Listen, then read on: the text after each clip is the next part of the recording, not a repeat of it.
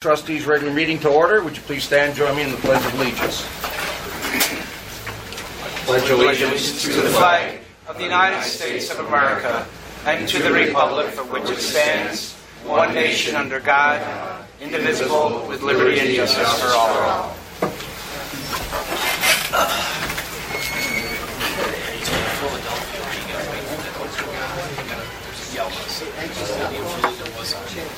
Okay, I'd like to entertain a motion to approve the following set of minutes. Department head meeting minutes, April 8th, 2015. Regular meeting minutes, April 15th. Department head meeting minutes, May 13th. And the regular meeting minutes, May 19th. So moved. A motion by Trustee Rittenhouse, a second. Second. Second by Trustee Whitenack. Any discussion? Can I clarify that the motion was by Trustee Humphrey? Excuse me. I threw my voice. I see it at work. I stand corrected.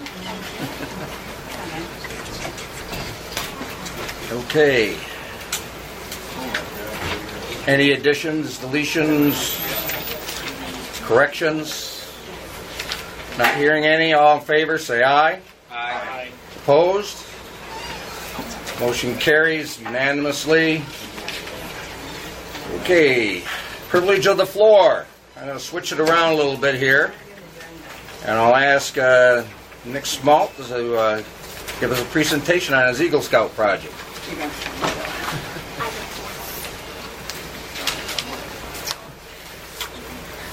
Okay. We're going to have a dog and pony show. Oh, it's kind of hard to I'll do my best, looking back and forth with me. So my name's Nick Small. I'm from Troop 38. I'm a Life Scout, obviously, because I'm going to my Eagle project. But and I'm planning to do my Eagle service project, and I would like to do it in the village of Dansville, and I want it to benefit the village. So that works a little bit. And where I want to do it is I want to incorporate the trail that's at Babcock Park and the William Street Park and the Fulton Street Park for my service project.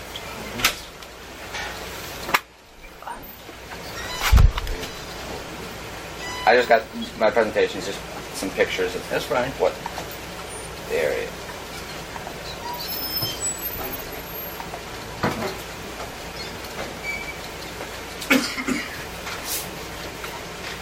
Alright, so my first picture, this is at one of the parks that are on the street. This is a picture of the basketball court that's there, or the hoop that's there. Which street is that? William Street, I'm pretty sure. It's one of the two. But as you can see, it's kind of in rough shape. The net's bare, it's half on there, and the paint's chipping and everything like that. And what basically I want to do that, get a new net for it and repaint it, make it look back nice, to what it should look like. That's basically a picture of the pole, or same kind of thing. It doesn't look like it's very, it's rusted and everything like that. Could use a new fresh coat of paint on it. Another one of those. Another thing is the swing sets that are there. The swing set itself doesn't look that bad, but beneath it, it's just kind of bare dirt. Maybe putting mulch or wood chips or rubber chips or something like that, just so if a little kid was to fall, it's not going to hurt them as much. This is on Fulton Street, correct? Williams. I think that's Fulton. That's Fulton. That's Fulton. Okay, Fulton. I wasn't sure which one was which. So Yeah, that's Fulton Street. okay, thank you. Yeah. All right, Fulton. This one's Fulton Street. That's another picture. This one's William Street now. That's William Street. Yeah. Okay. Just the other one's up there. It's the same type of thing. This one you can use a border around it, like a wood barrier, like the other one has. This is also on William Street. Same type of thing with a basketball court. It's kind of the hoops, kind of same thing with the net. It's falling off. Use a new one, new fresh coat of paint, everything like that. So that's basically what the two William Street and Fulton Street Park. Just a little bit of work there can be done there. There's other things that can be done. Just while I'm looking at it. But this is I guess I would call it the lean-to that's outside of the trail at Babcock Park. This is the side of it. You can see it's kind of a lot of the paint is chipping off of it. It's kind of. You could also use brush coat paint.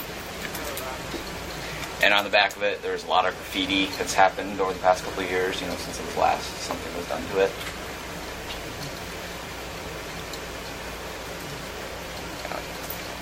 Also, this the little map planter thing that's next to it.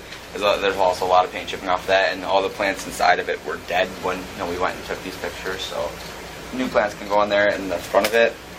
Front of it doesn't look that bad, but it can be redone. But it doesn't, I think that looks okay for what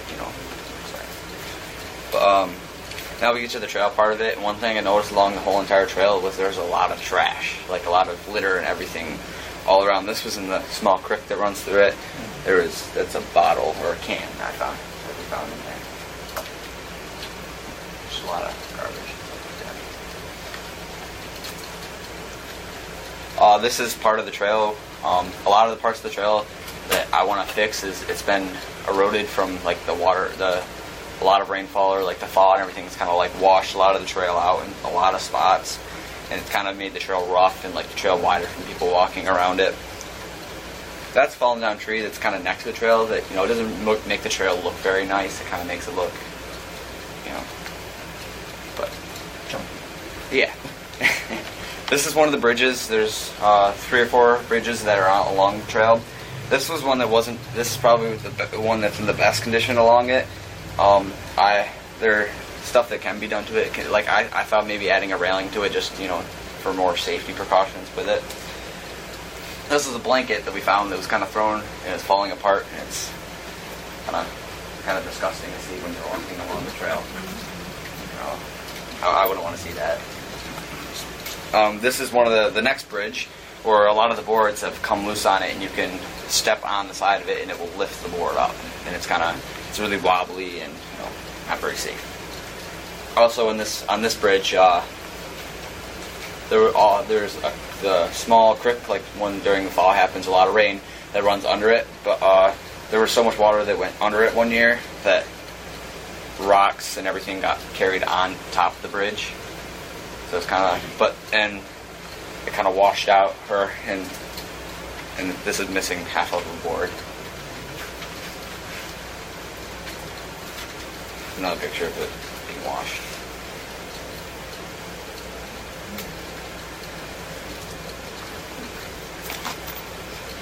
Oh, this is right after that bridge where a big kind of hole has been created along the trail where instead of going down where the water is supposed to go, it goes over the bridge and then cuts down this trail and washed out the trail completely. That's my brother, one over there, standing in the hole. It's 1.5 feet probably tall of a hole in the trail. But the solution we had to fix that was raise the bridge up a little bit, so that the water runs under it and goes where it's supposed to, and not runs on the bridge and brings up the sediment on the bridge and then runs down the wrong trail and kind of messes up the trail. But it's a big hole.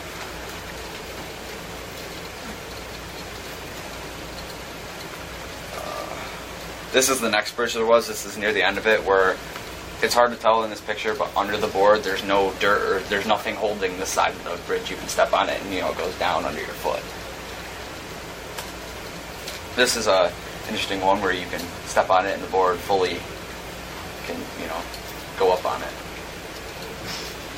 Yeah. And this is off to the side of the trail. I took a picture of this because it's a sign that someone hit with their car and just kind of left there that could we could easily put back up. I'm not sure where it's exactly supposed to go, but that's another thing we can do. But that's what I have for pictures for it. But so basically what we want to do is, or what I want to do is at the Fulton Street Park and the William Street Park is put new nets on the basketball hoops and repaint them, make them look nice. Maybe retar the basketball courts, or you make it look, really nice down there. And then add mulch or rubber or something around the swing set, so if someone falls, they're not going to get scratched up as much as they would.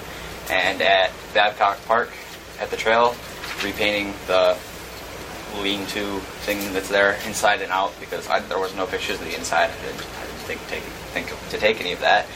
But and then along the trail, kind of fixing the trail as you go, picking up all the litter and everything like that. And something I wanted to add to the trail was little markers on signs, to label this is a maple tree, or this is this kind of bush, like this is a blackberry bush or something like that. Add a little educational thing, like because there's a lot of people like when we want to take pictures, we ran into a lot of people when we were walking there. So obviously, if this trail is well used, some people they can learn a little something by going along the trail. And so we may have more ideas as we go along, but that's what I had for now. Ambitious project you have. Yes, that's a. How soon do you expect to? You want to start on it? Late summer. Late summer. So you have to raise funds and everything for some of the materials, or you want to get it donated? We're looking for donations from some places, and we probably are going to do some fundraising for materials. I don't think that there's probably any objection to you were doing a project in the park. In fact, we were trying to get together a committee that would oversee our parks and other natural surroundings here in the village, and this would certainly feed into that. The person you'll probably have to coordinate with a lot, sitting in the back room there, Mr. Tracy, if you'll hold up his hand. He's our superintendent of public works, so he can help you with some of that. Okay. Any other board members have any questions? Do we have money set aside in our parks funds for things like nets on the basketball hoops? Is there money in that budget for Not specifically. I mean, there's money in there, but it's pretty general. Parks and Rec? Because I wouldn't see a problem where we wouldn't start the donation process, or I don't think it would be donation, but put money towards our parks as So well. I'd have him coordinate with Scott. That way you can find out, what we've got you might need. If there's anything that the fellows can do to, like dig a post hole or something like that. We like to show that the village is very interested in park taking I know they're limited on power tools. You can't use any power tools, can you? That'd be the Well, we can adults. have adults can use power tools. Scouts can't use power tools. We can use a handsaw though. We can put all of our scouts to work. I know because all the boys you see in the uniform can help out there, are going there most likely. Yes, get all these fellas to cooperate with them. It all counts. Yep. So does the board have any other questions for me about budget? Yep, very good. Very I appreciate it. We appreciate you stepping up and doing something for our parks. All right. So I don't see any problem. Does anybody have any objections to Nick doing this? Good. Well, great. We appreciate it. Thank you thank very you. much for the presentation. Yep. Good luck on the project. Thank you. Want to make sure while you're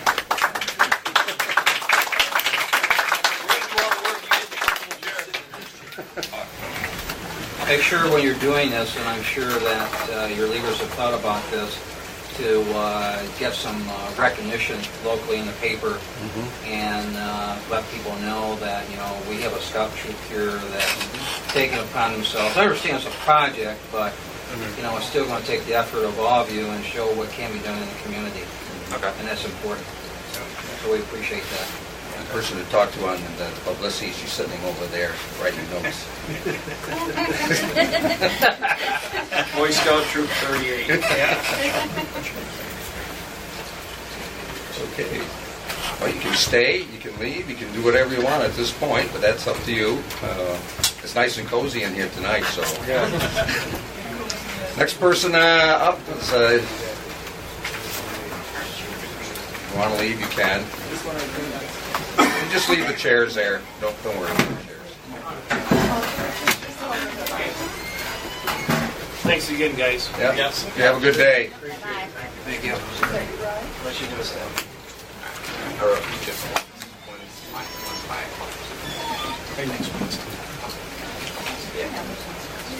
Okay, Mr. Davis, you've got the floor, sir. You ready, huh? I'm ready for you. I guess we're ready for you.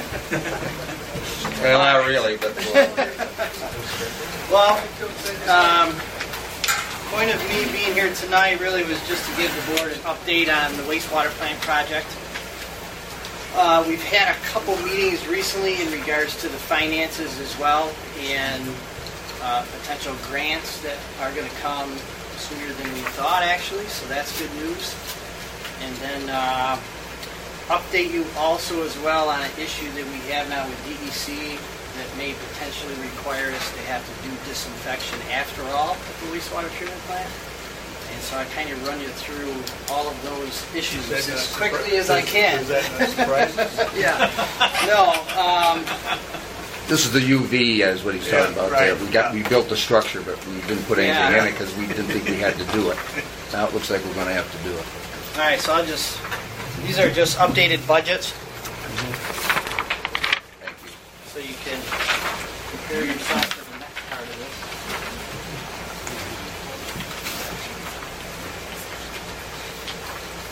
this. So the first budget that I handed out is a construction budget.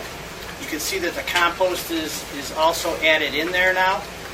And I'll just tell you, just to make things quick for tonight, main things to see there is that so far the compost project is just about substantially complete. We haven't expended any of the allowances or had any change orders on that phase of the project so far. So for all intents and purposes, we're in pretty good shape with the composting. I expect that we're going to be issuing substantial completion pretty soon and doing punch lists. So that's moving along pretty well. I don't know, Scott, did you want to add anything on that or composting? No, actually, we're going to haul some wood chips down this week, try out some of the equipment, and hopefully by maybe the end of next week we'll start composting. Start up the process. It will take some time. Can you just explain something to the scouts? Sure, about composting. So we have a big project at the wastewater treatment plant, and as part of that project, the village is elected to do composting. So the sludge that we developed from the treatment process will get utilized, will get composted actually, so that people can actually go down to the treatment plant. The compost, once it goes through this process, is safe for you guys to use in your gardens, and if you have a project that you're doing at the parks, it's good to put on the flower beds and stuff like that. And as well for everybody sitting here, that's one of the beneficial uses that we've incorporated in the project at the wastewater treatment plant. Most importantly, probably for the village, is that at the end of the day, it doesn't cost us anything to get rid of the compost, and normally to get rid of the sludge at the treatment plant, it's one of the highest cost factors of the facility. So. Going green.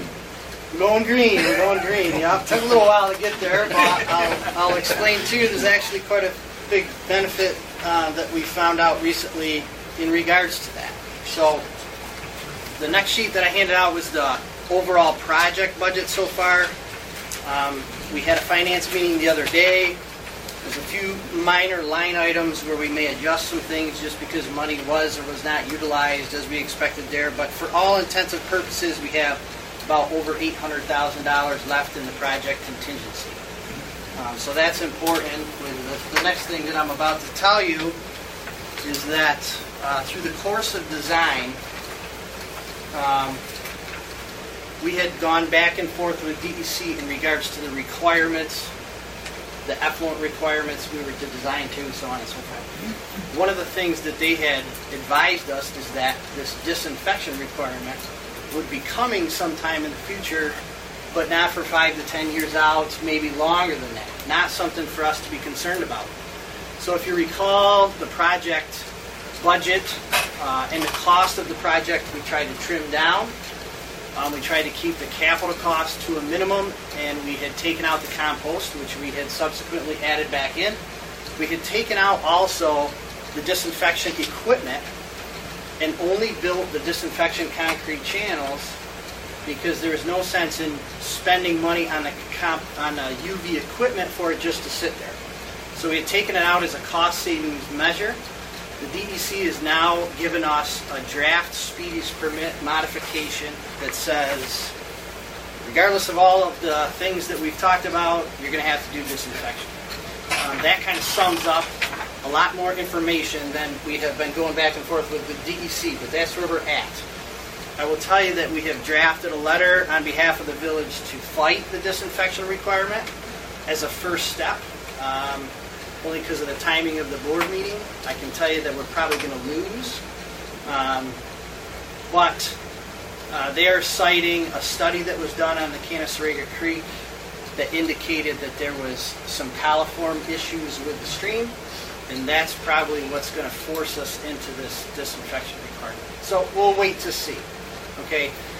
From here, if the DEC says, you guys are right, you don't have to do disinfection, you may still want to consider the next things that I'm about to tell you, because if we don't do it now, if DEC does all of a sudden come back and say you don't have to do it now, but you may be required to do it in 5 years from now, because you have 0% financing sitting on the table, because we have the potential to get a grant for part of the disinfection costs, you're probably going to end up wanting to do it now. I think it would make fiscal sense to do it now. Any questions on that part so far? I'm going to summarize a lot of stuff as quickly as I can because it looks like you guys have a lot of stuff on the agenda tonight. So if there's questions, just hit me. The package that, go ahead. Do we have on hand the letter that was written to the DEC so that we can have on file? Yeah. This is the package that went to DEC. It's a letter I believe you got a copy of that last meeting. with all the supporting documentation that we put with it. There's quite a bit here. So some of it's fairly technical, but if there's questions, if the board members read the letter and want to give me a call, that's fine. Just give me a call. I'll try to No, explain. we just want to make sure you had one on Yeah. file so we can show that we, in good faith, we tried. Yeah. Okay. So with that said, we also met on the finances of the project. Actually, let me just, I'm going to jump around a little bit. We also, I think, is on the agenda for tonight for our amendment number 2 for our engineering agreement. Just to summarize this, mainly we've had contracts that have gone over their original anticipated deadlines. We've had a number of other issues that we've had additional to a normal scope for the project, which has kind of led for us to be out of money, essentially, at this point in time. We have projected for about another 3 months until we get the final closeout of the project. And then there's a cost associated with both the construction admin and the construction observation for that in here. There's also, we provided the option, quite a few months ago, I think it came up in a meeting, the mayor had asked for our proposal from us to update the sewer use law, and then also prepare what's called a spill prevention plan, which are 2 documents that we typically would put together for the village, required at the sewer treatment plant now. Sewer use law is pretty outdated, and we talked about updating that law as part of this process. And the spill prevention plan is a document that you need there now because we have bulk storage of chemicals on site. And that, obviously, those conditions will change. We need to have a spill prevention plan as part of DEC requirements, actually. So there is an option for us to do those 2 things as part of this amendment as well. If you choose to do so, I think we sent 2 Exhibit Ks or 2 amendments. Just make sure you sign. 2 options. Yeah, sign the right one. So with that, is there any questions? Yeah, go ahead. I saw the 2 letters, and in the one you had options 1 and 2, and the other one 3 and 4. What if we want to proceed with 1, 2, and 4, in the sense where we're going to pay for 1 and 2, or approve that, and then we want to have the spill prevention, but we don't want to go with the update sewer? Oh, you can authorize it that way. Just we'll cross it out and Okay. initial it if you want to do it that way, or we can prepare an alternate exhibit if you would want to Okay. do that. That's fine. But yeah, you can pick and choose. Doesn't matter to us really Right. as far as pricing goes. Or Right. anything like that. Okay. So, that's fine. Any other questions? These containment areas, they're going to be built to contain. They're already built. The spill prevention plan is like an emergency response type of a plan for you guys in the event that there's a spill. There's contact information. There's inspection requirements that come now with having the bulk storage chemical tanks there. What about mixing the contents of Chemicals? Of the chemicals? Is there a hazard there? Yeah, well, there would be if Yeah, but we right. have, separation and Okay, containment and yep. everything as part of Right. the project. But this document's really going to be there on file as a requirement of having Okay. bulk storage of chemical. Identify what to do if there's a spill, for example. Your annual inspections will need to be required and kept in the document.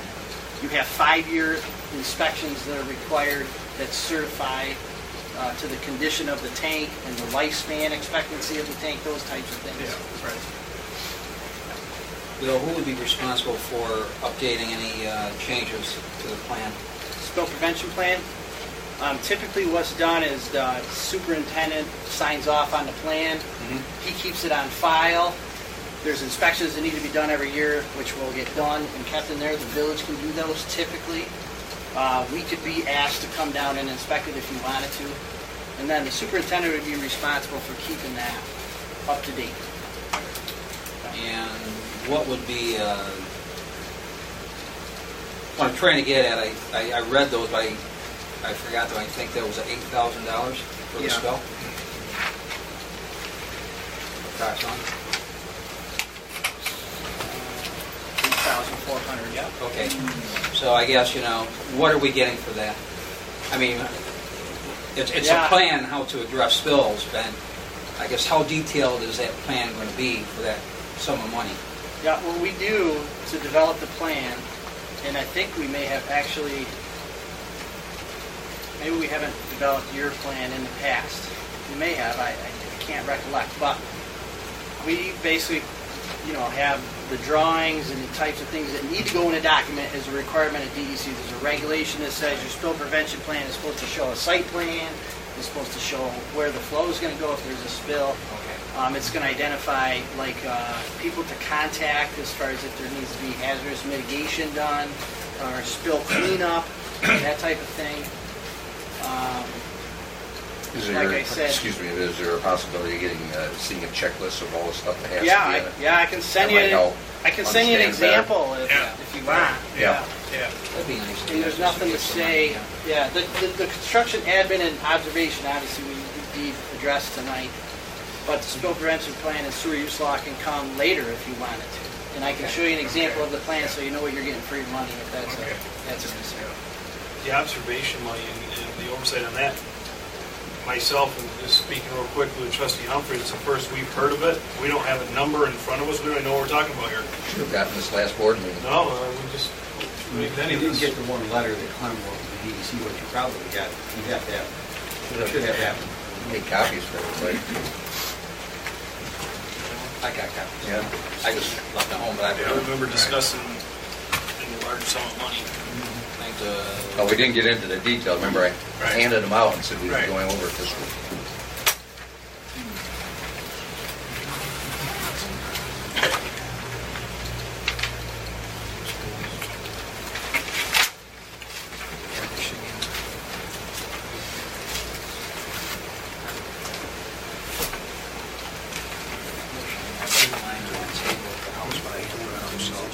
Yeah. I'm pretty good on the content.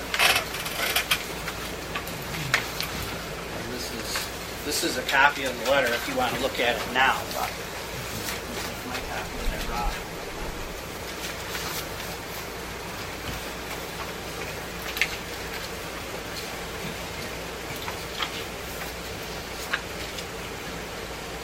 So is there any other questions on it? I mean, I can come back to that if you want, Dan, if you want to ask questions. How soon do you need a decision on this, Bill?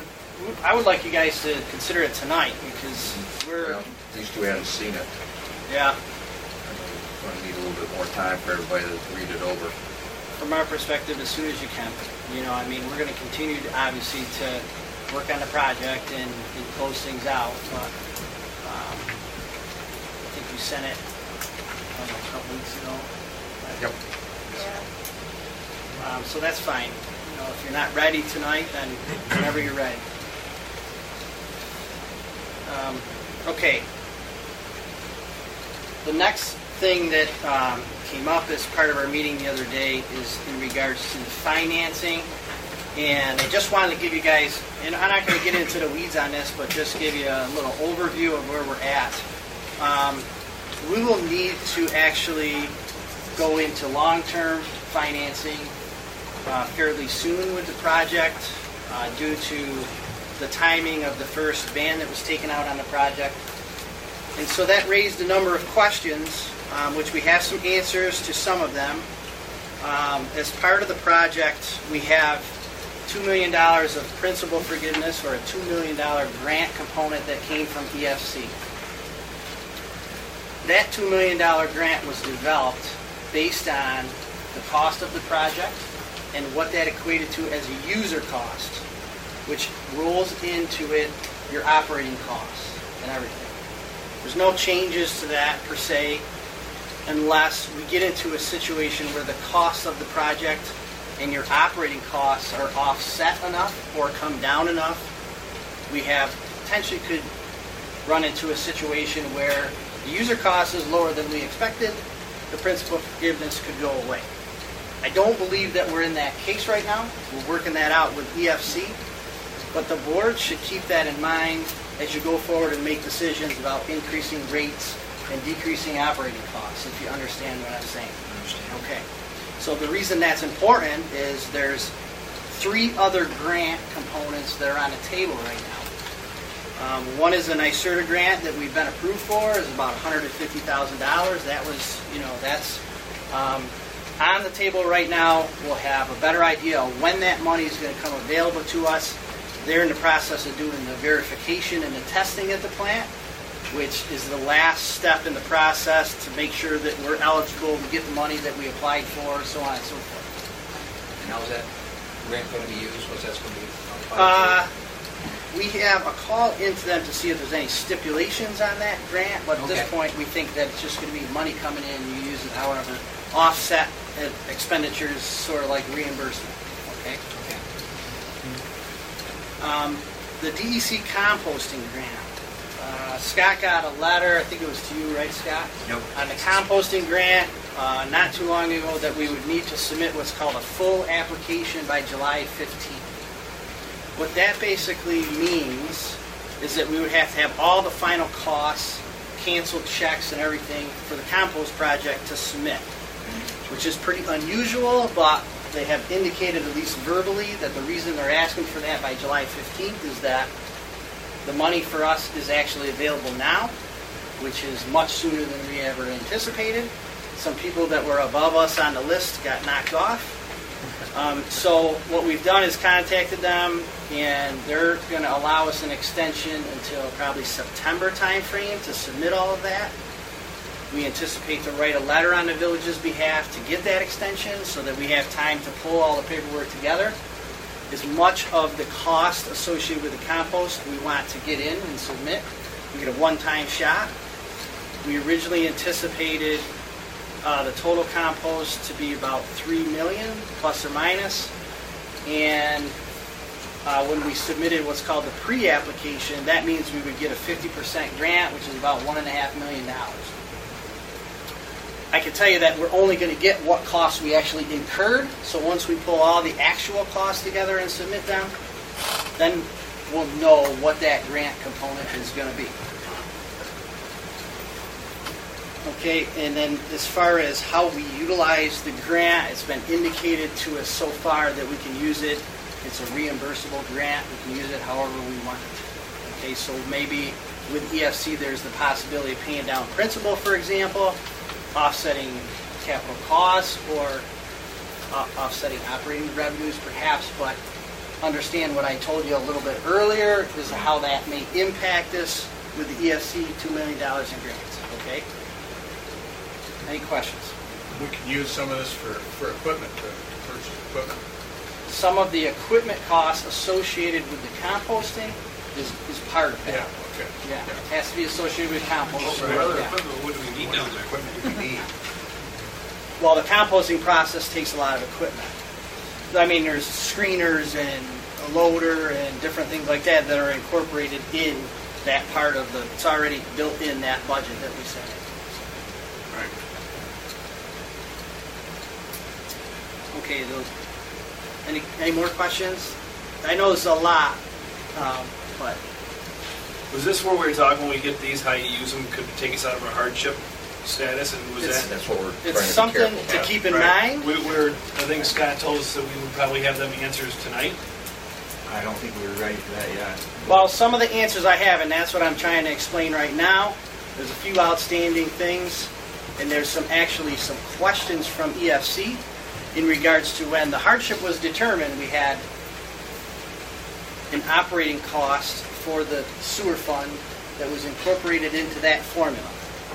And it developed a sewer rate, and that rate was high enough to where we qualified for hardship.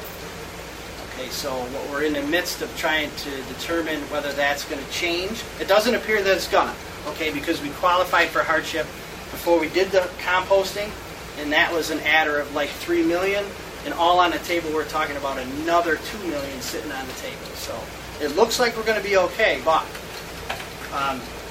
if we start to not raise rates and just try to take our operating costs down as much as possible, we probably built in there, for example, short-lived assets and funds and different things to develop that operating budget. That can impact what the end result is for the hardship. Okay? We'll have some more detailed information as we go, but I just want to give you guys a heads up.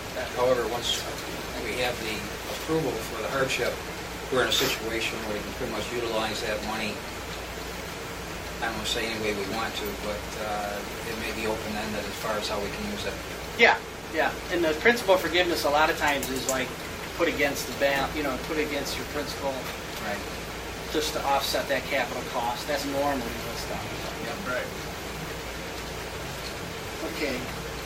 The last thing is DEC WQIP grant. So we're likely going to be required to do this disinfection. I'm going to throw out there that it's probably going to be about $500,000. We have $800,000 sitting in contingency. Just keep in mind I'm throwing around some loose numbers right now. But as part of the requirement for disinfection, the DEC has been using what's called their WQIP program, Water Quality Improvement Program. They offer grant opportunities for people that have projects that improve water quality. And they've kind of geared that program to help the people that are required to do this disinfection. It's being administered through the CFA, which is Consolidated Funding Application, which is due at the end of July. So on your behalf, we are planning to submit an application, assemble that for the village, and put that in. In the past, it's been an 85%, 15% match. So the grant covers 85% of the cost. It's varied depending on how much they're actually going to consider as a cost to you guys. As far as I don't know what they're going to consider for the concrete part of the structure, but we'll get. But as long as I have a knot of heads, we're going to assemble that grant application on your behalf. Understand that we've already had preliminary discussions with DEC because we were pretty hot to hear that this disinfection thing was coming after we figured We were it was going talking to. about. We were talking about when this thing was brought up. So Yeah. So can we get for the concrete? Can you put that in? I believe so, but I can't tell you 100% yet. I think so. Is it like 13 million? What's that? Yeah. So wasn't it like 13 million the cost of the whole project? So they have verbally at least said we're an ideal candidate for that grant program. So I think they realize there was some screw-ups probably in the mix somewhere, and we'll probably end up getting the grant. And we've already done the concrete work and everything, so that's already there. We're kind of shoving. But yeah, the equipment itself, what are we looking at as a cost for the equipment? About $500,000. And is there an upkeep? Like I heard the upkeep on the UV lights every year? Yeah, and it's, okay, so understand that we've kind of done some preliminary numbers. I didn't have anything formal to give you as far as a cost analysis, but if you look at it like this, you're going to spend money on equipment, you're going to spend money on electricity, and you're going to spend money replacing bulbs every year. So there's an operating cost to this thing. If you take that cost and project it 5 or 6 years from now at 5% or 6% interest, I can tell you that the operating cost between now and 5 years from now is less than what the interest is going to be on that. We've gone that far to understand that even if it's not required, it's a better financial scenario for you guys to do it. With grant not even a factor. So if you want those numbers, we can send them to you. It's a very easy calculation, but just so you have some assurance that, okay, it makes sense to do this. I can tell you quite honestly, though, it's probably not going to be an option for us by the time we're done. So, that being said, probably I would suggest to the board that we do it via change order, only because you won't have to pay us to do bidding contracts and everything for this amount of work. And we would look to either go to the general contractor for the composting or the general contractor for the project to get pricing on the potential change order. And that is probably something we got to decide by next meeting. So if I have a nod of heads tonight, I also probably will start putting together the change order documentation for that so that we know what the pricing and stuff is going to be. Quite honestly, that's going to help us if we get that in time for the application as well.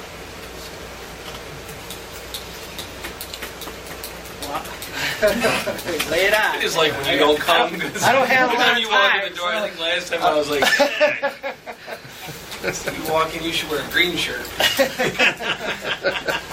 If I don't have holes in it when I walk out. Yeah, so is there any questions?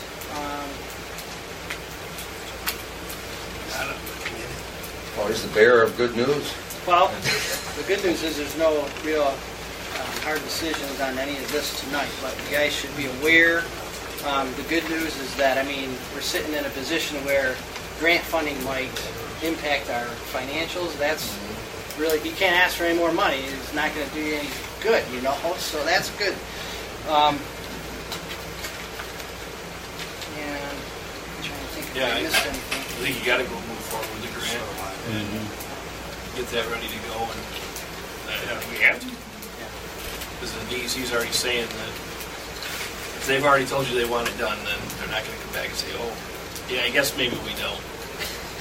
Yeah, and the timing is such that I wouldn't want to just wait for DEC's response, because if we miss the deadline for CFA, it doesn't come around again until next year. Right. The fact that they know about our situation and verbally kind of given us a heads up that, yes, you should submit this year, means we have a very good chance that we're going to get it. Yeah. Now, we're supposed to say that by July 15th. When will we find out? We won't find out. Okay, so this is the other thing. We will not find out about the WQIP grant until probably fall or winter of this year. So we're when going do we have to order the stuff to, all the equipment and stuff that's going to be needed down there? As soon as we can. Because the reason that's important is that EFC wants to close on your financing and move it to long term. That process has to start around November. It would be good for us to know exactly what the costs are going to be of the project at the end, or at least know to the best of our ability before we commit to what that bonding cost is going to be. So the sooner we get costs for the change order and get things rolling, the better off we're going to be. Certainly I wouldn't recommend you sign an award of a change order until we do hear back from the DEC, but I suspect it's not going to be long. They give us 30 days to comment, and then usually we hear back pretty quickly. So everything's kind of moving in parallel, but that's how I expect it to go. Bill, there's rumor that after we do disinfection, this is going to push us into a 4A plant. Is that true? I don't know. I have to revisit those numbers. We ran numbers before, and I'm not sure. I'll have to look. That's Might a want to good explain question. what that means too. Yeah. What's a 4A plant? A 4A, right now, you're what's classified as a 3A plant. And so your operator, your chief operator, is classified to 3A. And if this pushes us up to 4A, he's going to have to go back, do more schooling, and upgrade his license to 4A. And potentially in the interim, you're supposed to have someone until he has that level of experience that he can get the 4A license. So how long is that process? What is the process? How long is the process? It depends. I think going from 3A to 4A, they want to see a year's minimum experience, but it has to also do with your level of education and that sort of thing. So all Is that. that the point where we actually hire MRB to be our? There are times where we do that for clients. where we provide oversight. Yeah. We did, for the Village of Belmont was an example. Their operator was not certified to the class that he needed to be, and so we provided operator assistance until he, and helped train him and took his classes until he got up to speed. Do you know what the monthly cost on that would be? Not off the top of my head. But you're basically paying for one of our guys to be down there, so, Yeah. you know, what same type of cost you're talking about for observation, and we wouldn't need to be there every day for something like that. I think what, you know, first step would, let me see what happens to your plant classification. I can give that information to the board and Scott, and if it looks like it's going to jump us to the next level, we can talk about what to do. You know, like I said, unfortunately in this case, Welcome aboard. we may not have a ton of options. Right? Yeah, we're learning on the fly. But to move forward. We don't, and for another operator, what's it, it's a 4-year or 5-year run to, It depends on your level of, Right, now yeah. they've got it, so I think it depends on how much education you have. so like Dougie would be close. I mean, Yeah, he's got some level, some years of experience right, there, so yeah,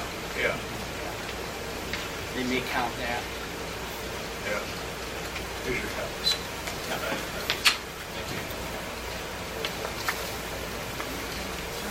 Okay. There's more? No, I don't, I just want to make sure I'm missing anything. Okay, that's all I got. Bill. Yeah. Oh, thank you. Talk about that. Oh, thanks, Bill. Yeah, okay. Okay, Just so that I don't have to later. yep, I'll do it. You're talking about everybody, We're right? talking about D'Amico Plumbing and Heating. Yeah.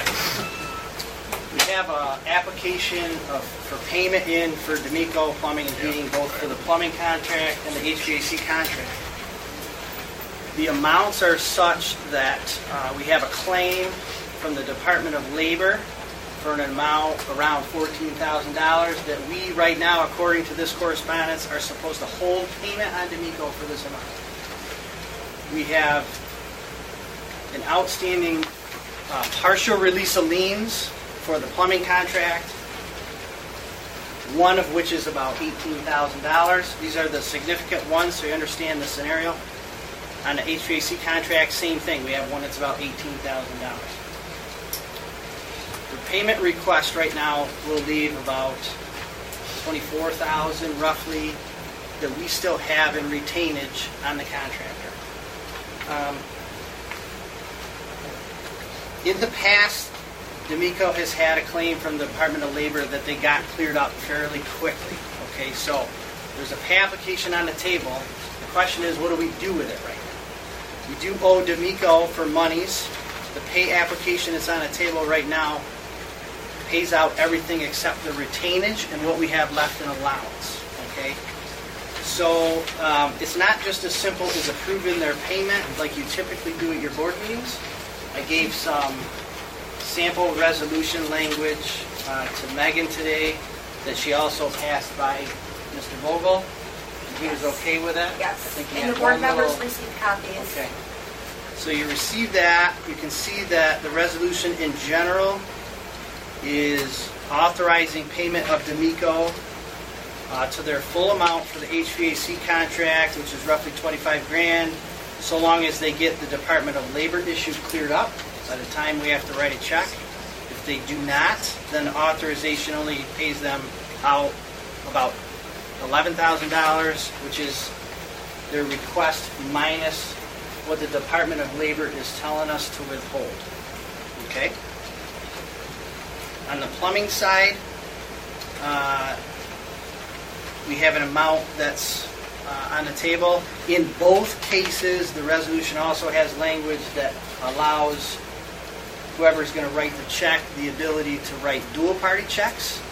Since we have subcontractors that are owed a substantial amount of money compared to what we have left, we would suggest that, only because that helps clear up some debts that could potentially come back and haunt us in the future.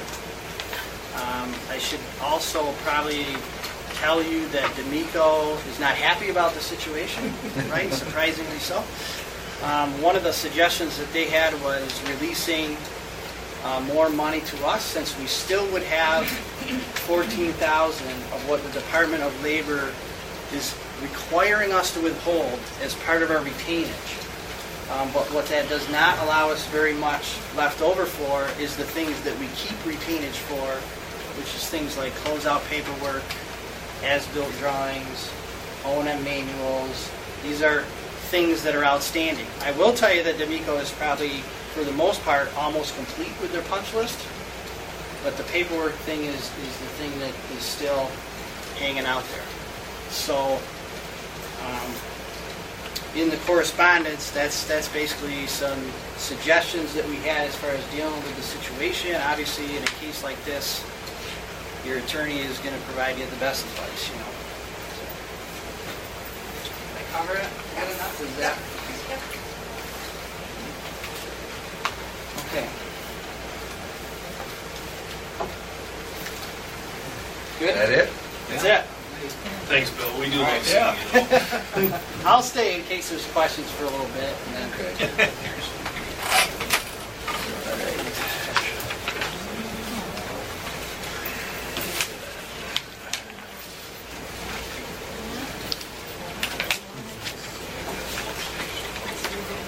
We asked for the privilege of the floor, Mayor. Pardon? We asked for the privilege of the floor. Yeah, finally. Out there will be like 5 minutes. Pardon me? Out there will be like 5 minutes. Well, in his case, that's a little different. Okay, just the next items, mayor's comments, correspondence. I'm not going to go, those are pretty self-explanatory. If anybody has any questions about it, I think a lot of that is probably in your folders anyway. I'm just going to skip down and start with committee reports. Village clerk, legislative. Megan? I took a look at the action items list just before we came up to the meeting. And I think it appeared to me anything that I had jotted down has been completed by department heads. I guess the only thing that I would ask in the future is if a board member would like something specific added to that list, just let me know or get my attention during the meeting so I can get it on there.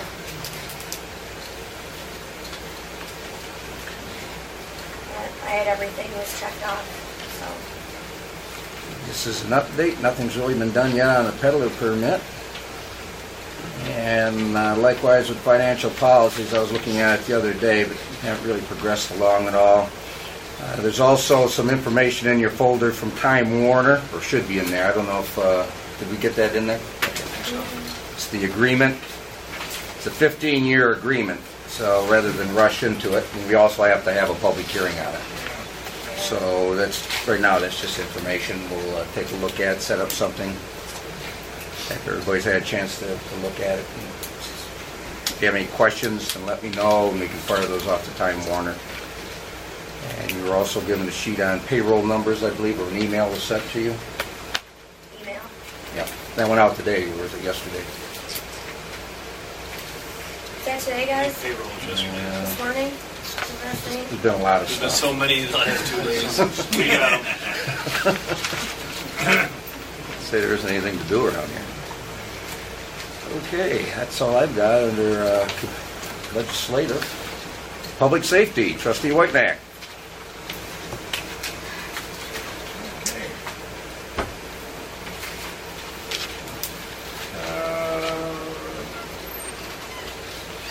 Jamie, do you have anything?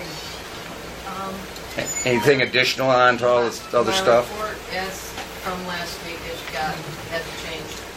You guys asked me to check around other communities in the county on their dogs, their fences, and their pools. And the pool response I already checked. And I'm going forward with what I told y'all last week. Dogs and fences, everybody else in the county, their fence law reads the same as ours. It doesn't specify you can't put up chicken wire and put a blue tarp over it. So, as far as dogs, ours is actually more specific than everybody else's in the county. Nobody else has a quantity of dogs or age of dogs like Geneseo doesn't. I would have thought they would have had, you can only have so many dogs. They don't. So it's kind of up to you guys where you want to go with that.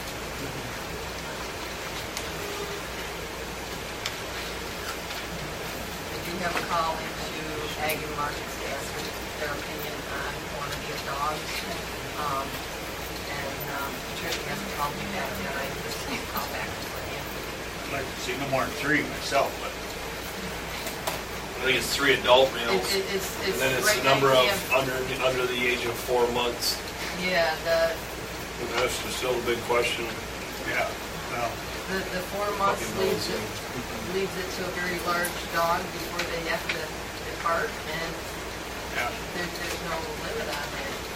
Like we discussed last week, you end up with 20 dogs on the property.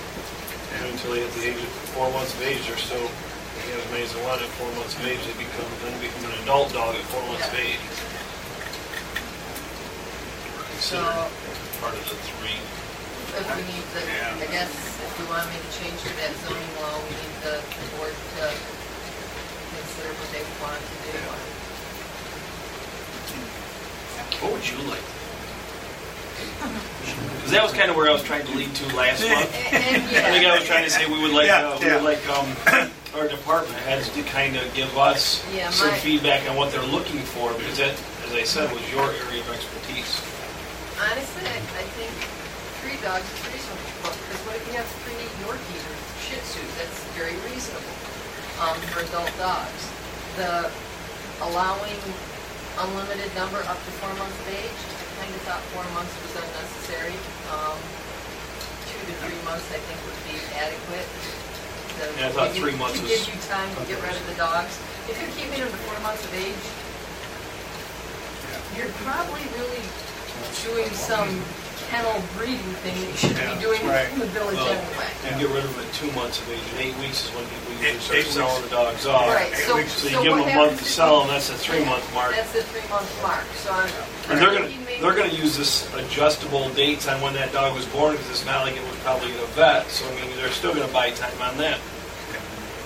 So my only thought was, 3 is reasonable because you could have different breeds, smaller breeds. 3 is very reasonable. If you have 3 St. Bernards, that could be a lot for a little lot. But Will you submit that? Will you submit that to us? Well, I'm just saying, yeah, I think 3 is probably okay, but for the age for the puppies, I think 3 months, they should be changed to 3 months instead of 4 months. Right. You want to put a limit on how many under 3 months there are? I don't think you can do that because you don't know how many your litter's going to be. You know what I mean? But that's up to them. That's up to the person who's actually going to have a litter in their house. They have 3 adult dogs and all 3 were bred at the same time. That's for them to figure out, not us. We also got to remember that we said that the average lot was 66 foot wide, 90 foot deep, and with having about 30 dogs on one property, the odor of that, the smell of that, the sound, it's not feasible in some villages and village lots, and no one would want that to be their neighbor. So I don't have an issue with saying if your average dog has 7 to 8 pups, even if you move that out to 9 or 10, at least you know you're only having 1 litter at a time. Because that is almost unfathomable if that was our neighbor. And I think that when we look through our strategic plan, everything leads towards the betterment and the safety of the village. And I think that that's taking care of thy neighbor. And taking care of thy neighbor doesn't mean having a puppy mill set up. That's just my sentiments. I agree. I wouldn't want it as my neighbor. So, I mean, I don't have any issue with limiting that, because if you have 3 adult dogs, then you should be staggering those litter times. Yeah. Like I said, I want to call back. I want Patricia to call me back tonight and give me her take on it, and then I'll give you something right. Okay. Also, go ahead. No, the chief was ready to say something. I just wanted to hear what his input. I almost theorized you should only be allowed 1 litter every 12-month period. For adult dog? No, period. So if you have 3 adult dogs, you can only have 1 dog that has puppies every 12-month period. So that means every 12 months there'd only be a litter of puppies there for 4 months max, and then they got to go, and you wouldn't be allowed another one until another 8 months goes by. How are we going to know or be able to monitor that if they can have the litter, move the litter without any documentation? You'd only be on That's the the hard site. part. You're going to be going on people's word, and that's obviously what's put us in this situation. That's going to be the same, I think, no matter how you do it, unless you're standing on top of somebody with dogs all the time. Well, no, but I'm just saying, if we get a complaint, we get down there and they've got 3 adult dogs and 16 pups, then we know that clearly they're in violation. If they move the pups off the property and they go back to 3 adult dogs, I think that you got to look at any one time. I agree with your thought process, but I don't see a way to monitor it and enforce it. I think that you got to look at what's on the premises at one point. I'm just trying to look for ways to avoid someone continuously rotating puppies through 12 months out of the year. Right. Yeah. If we can figure out a way to monitor it, then I am in full agreement with that. But I just think that we at least got to start with what they can even have on a property, because that's really where we're at now to start with. Down the road, if the neighbors continue, because it's ongoing and never ending, then I think you maybe look at that. So Just my sentiments. How many right now would be, under the theory you have, how many would actually be allowed on the lot at any given time? Well, we said 3 adults and possibly up to whether you want to go 8, 10, under 3 months of age.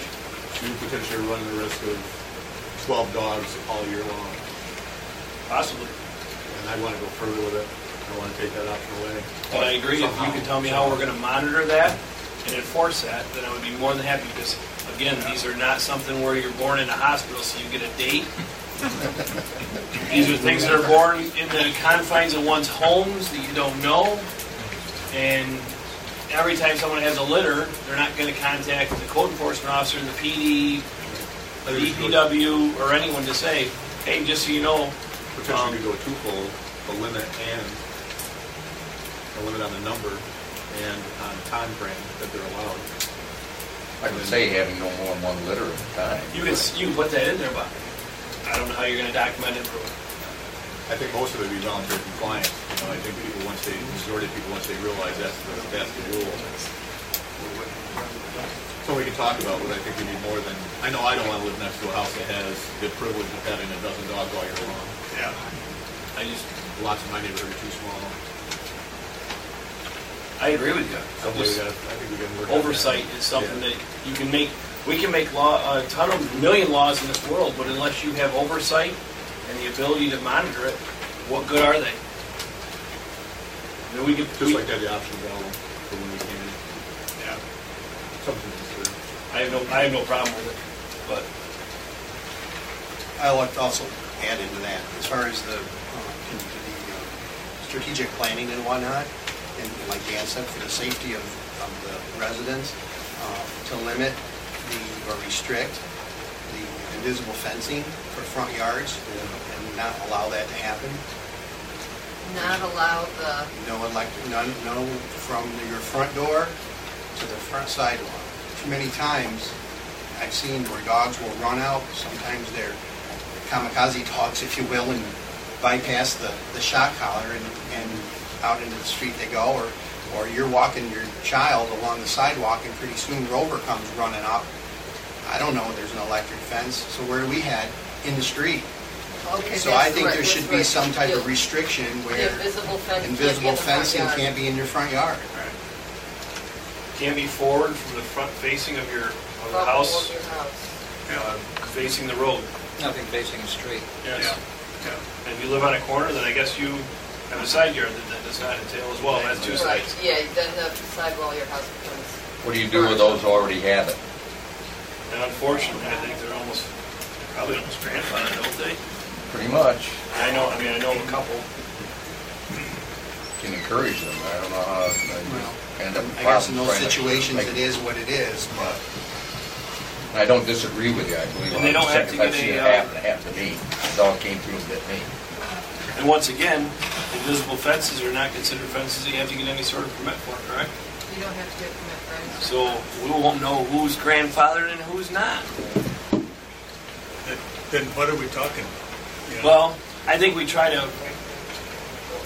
You still have occasions where people admit to when they put it in.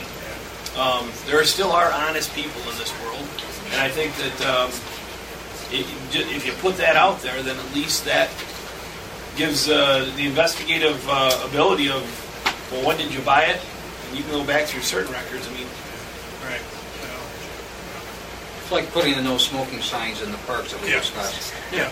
You know, not everybody's going to abide by that rule, but at least you're doing the right thing and putting out there. Right. If you get any level of compliance, then that's a plus. Yeah, right, yeah. You have to do something. Either we just sit back and sit on our hands and not do anything, or move forward with it. And like you said, there's honest folks out there, but it's to protect everybody, really.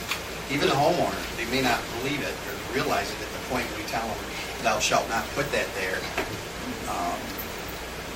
You're talking lawsuits and dog bites, and you can also it's beneficial for subpoena that company if it is an invisible fence made put in by the invisible fence company, and you subpoena their records, you're going to find out when they were out there putting that fence in.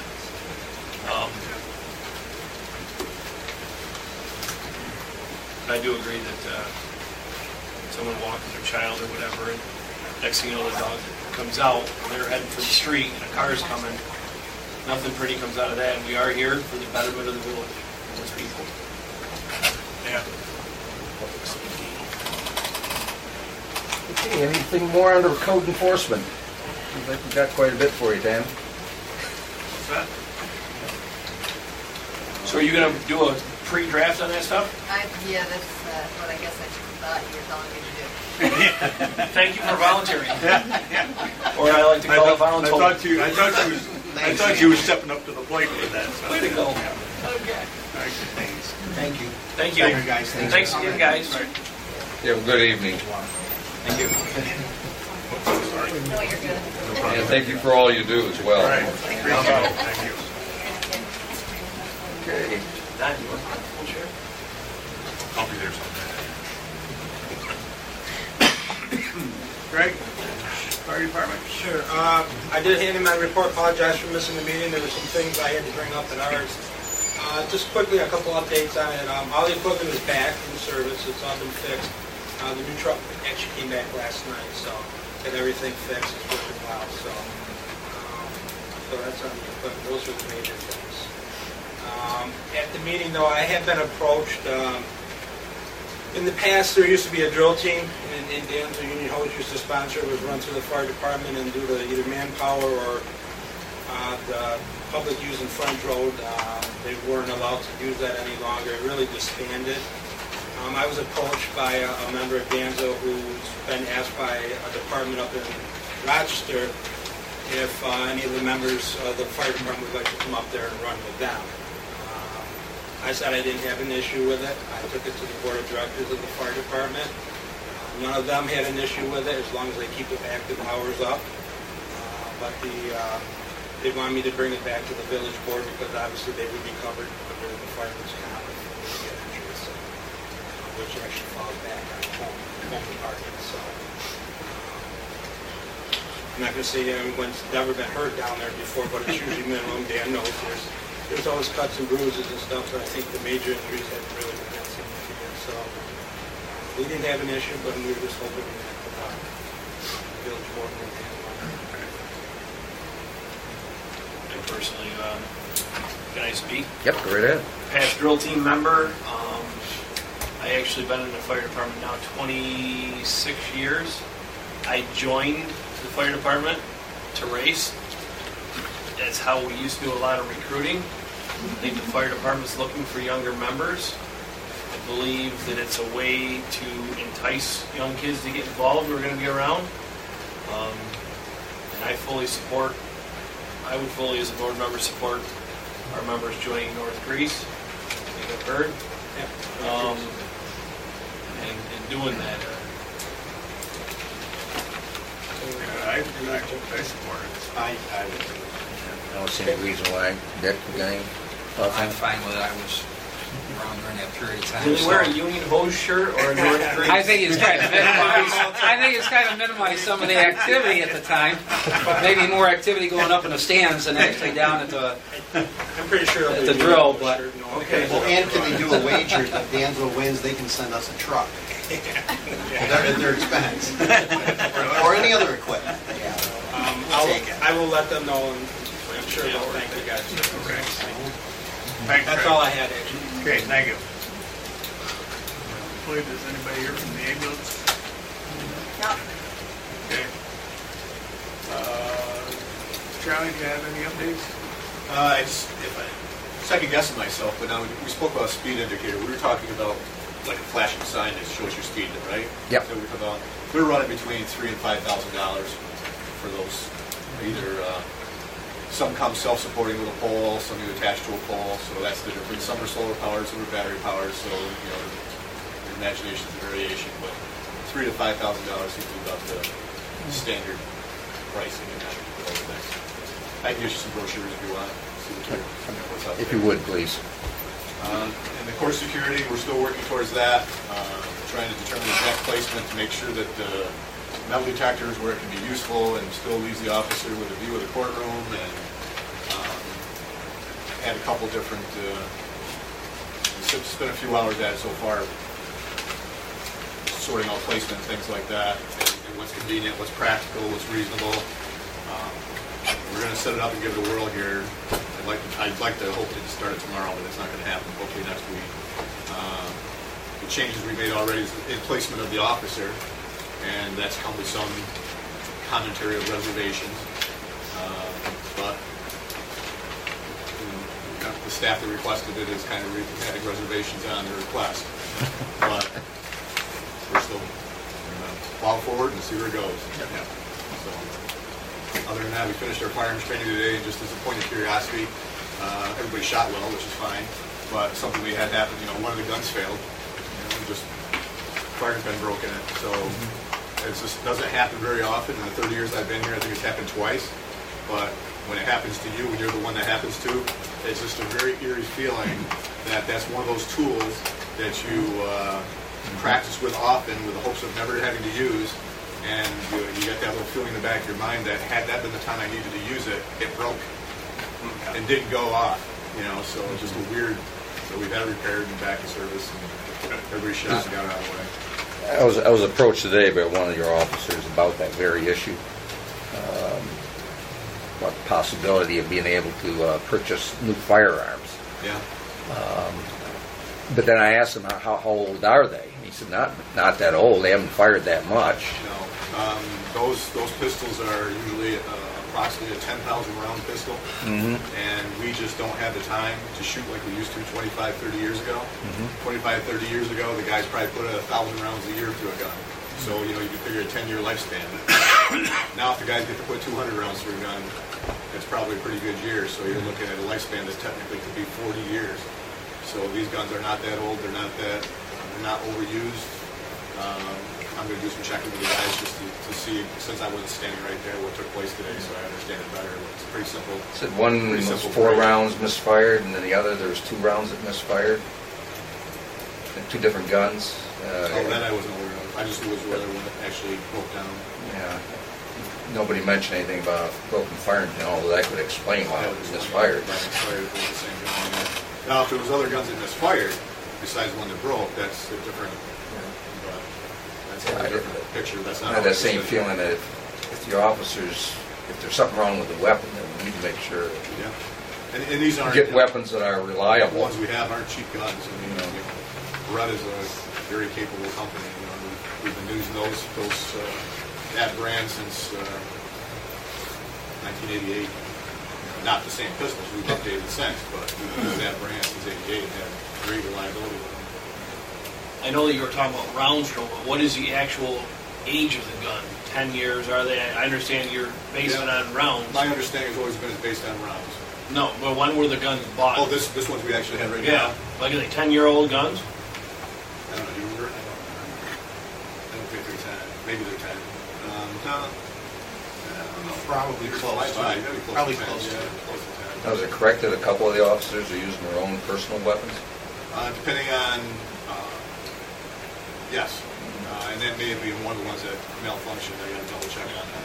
Well, that's what I wasn't told. That was to the, I know there are agencies out there, there are companies out there right now where you can do a gun trade-in and without any, you can look into it. I know that we traded in some guns at the sheriff's office and we were getting even up. We traded in our guns, leather, and our magazines, and we got brand new guns, leather, and magazines because these guns, the Berettas that we've had in the past, and I'm under the impression the ones we have now are pretty highly wanted. So we probably get, how do I say this? Price-wise, it's a pretty high-priced pistol, so we probably have a fairly good return used. That's been what I've been left with. It's a higher grade gun. About $300 weapon. This one, the ones we had, probably closer to 700. Really? I was going to say 8. 8 were there? I was on the Union. Been a while since I bought it then. So. I know the 6 hours that we had at the sheriff's office were all traded in for brand new blocks, free of charge. I'm sorry. The officers at the time said towards those places and stuff. So I'll find out more about it. If you would, please. Other than that, business as usual. Anybody have anything? Court audit. Court audit? Police department audit, I'm sorry. Police department audit. Like court audit, what do you mean? Like, wow. We haven't started that yet. I've given them the last piece of information that they last requested. Yeah. Now, does that mean there won't be another request tomorrow morning when I come in? I don't know, but as it stands right now, everything they've asked for, I've given them.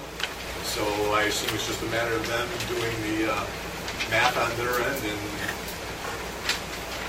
When's the last time you communicated with them? a week ago. A week ago, okay. Maybe not quite.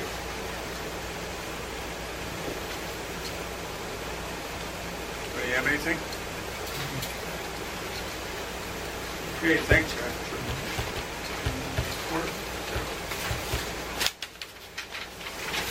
Nobody from court got our reports last week, Right, so I guess yep. we're good to go. No changes there. You got anything from Sheila today, Megan? Or yesterday? Okay. It's still the same. It's complete, sir. Okay, budget, finance, and audit. And I guess I might as well start off with the first one since my name's after it. Thanks, guys.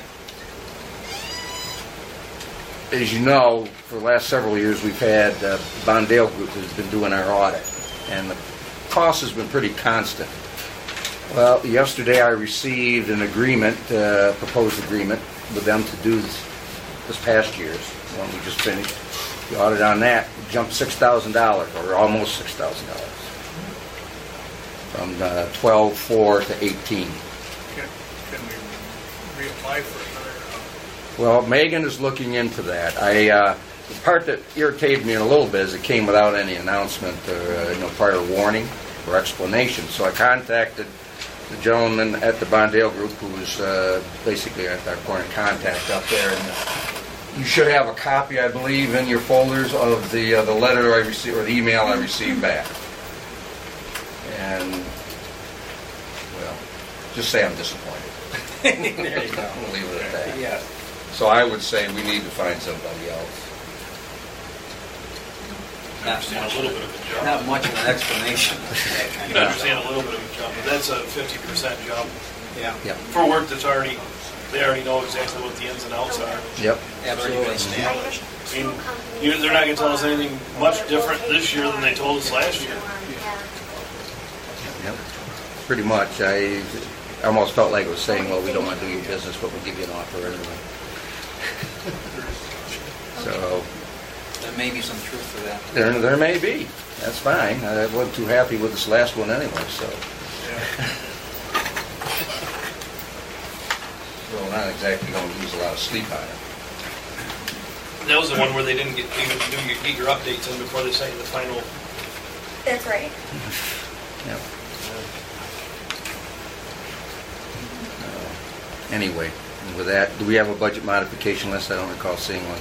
No list. The only thing that we request this time of year so that Brian can close out the year next month on time is that the board approve for him to do any year-end budget modifications. We did this last year. It seems to work fairly well. We would still get a report on all of the changes, but it's just more or less a question of moving the leftover money around to fill in the gaps that we had in the different line numbers.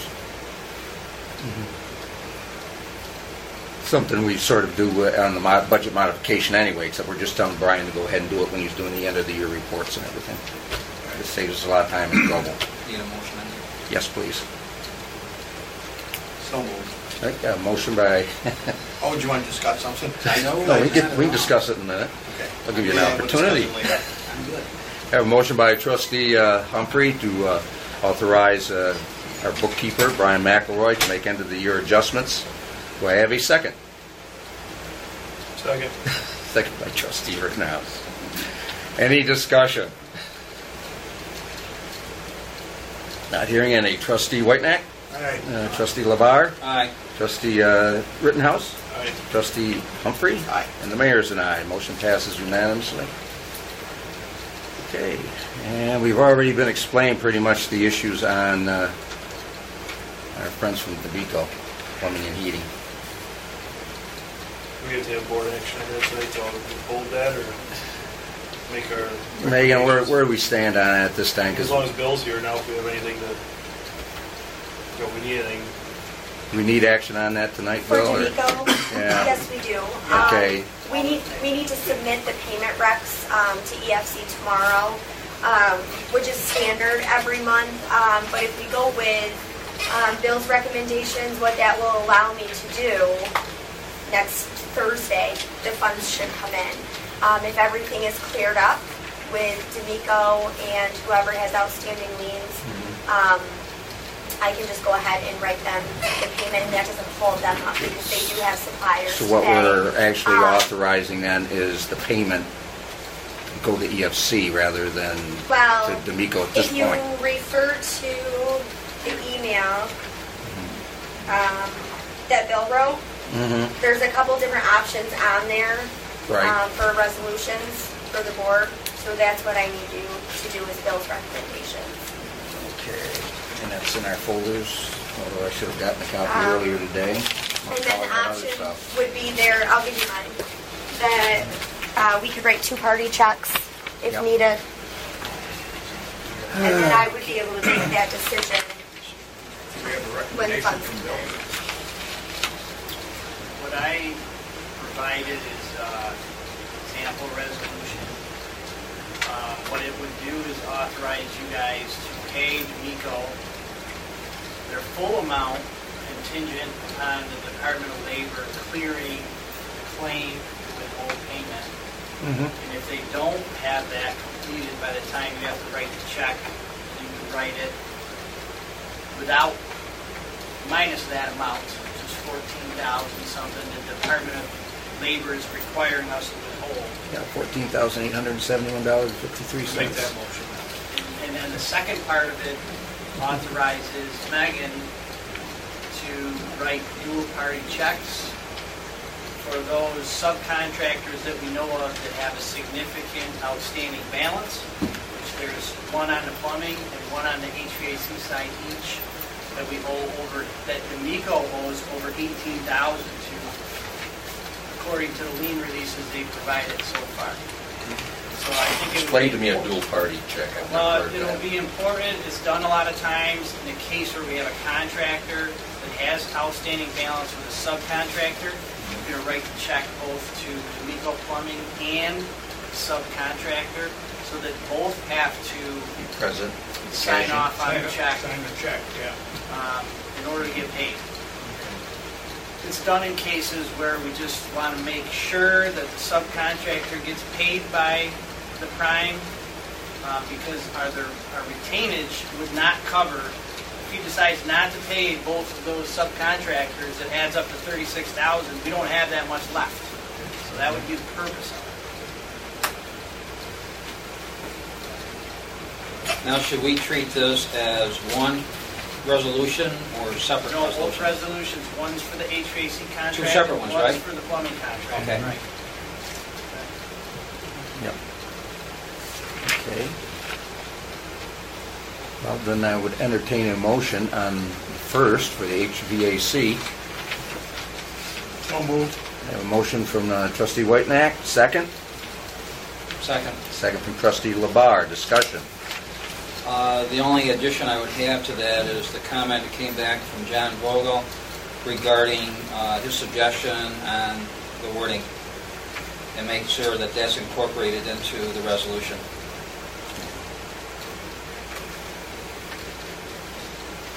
Okay. Do that.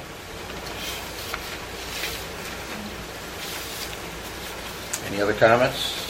Discussion? Okay, trustee Humphrey? Aye. Trustee Rittenhouse? Trustee Labar? Aye. Trustee Whitenack? Aye. And the mayor's an aye. Now for the resolution on the plumbing contract. May I entertain a motion for that, please? So moved. Trustee Humphrey? Second. Second from trustee Rittenhouse.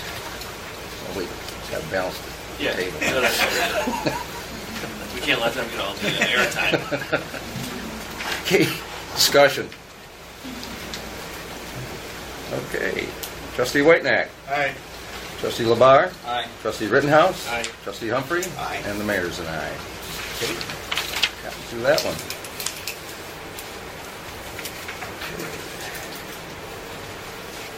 And now, I guess we can move on to the mundane stuff.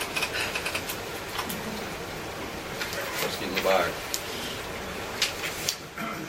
Under abstract number 13, special billings, general, MRB Group, engineering services for dam improvements, $1,056.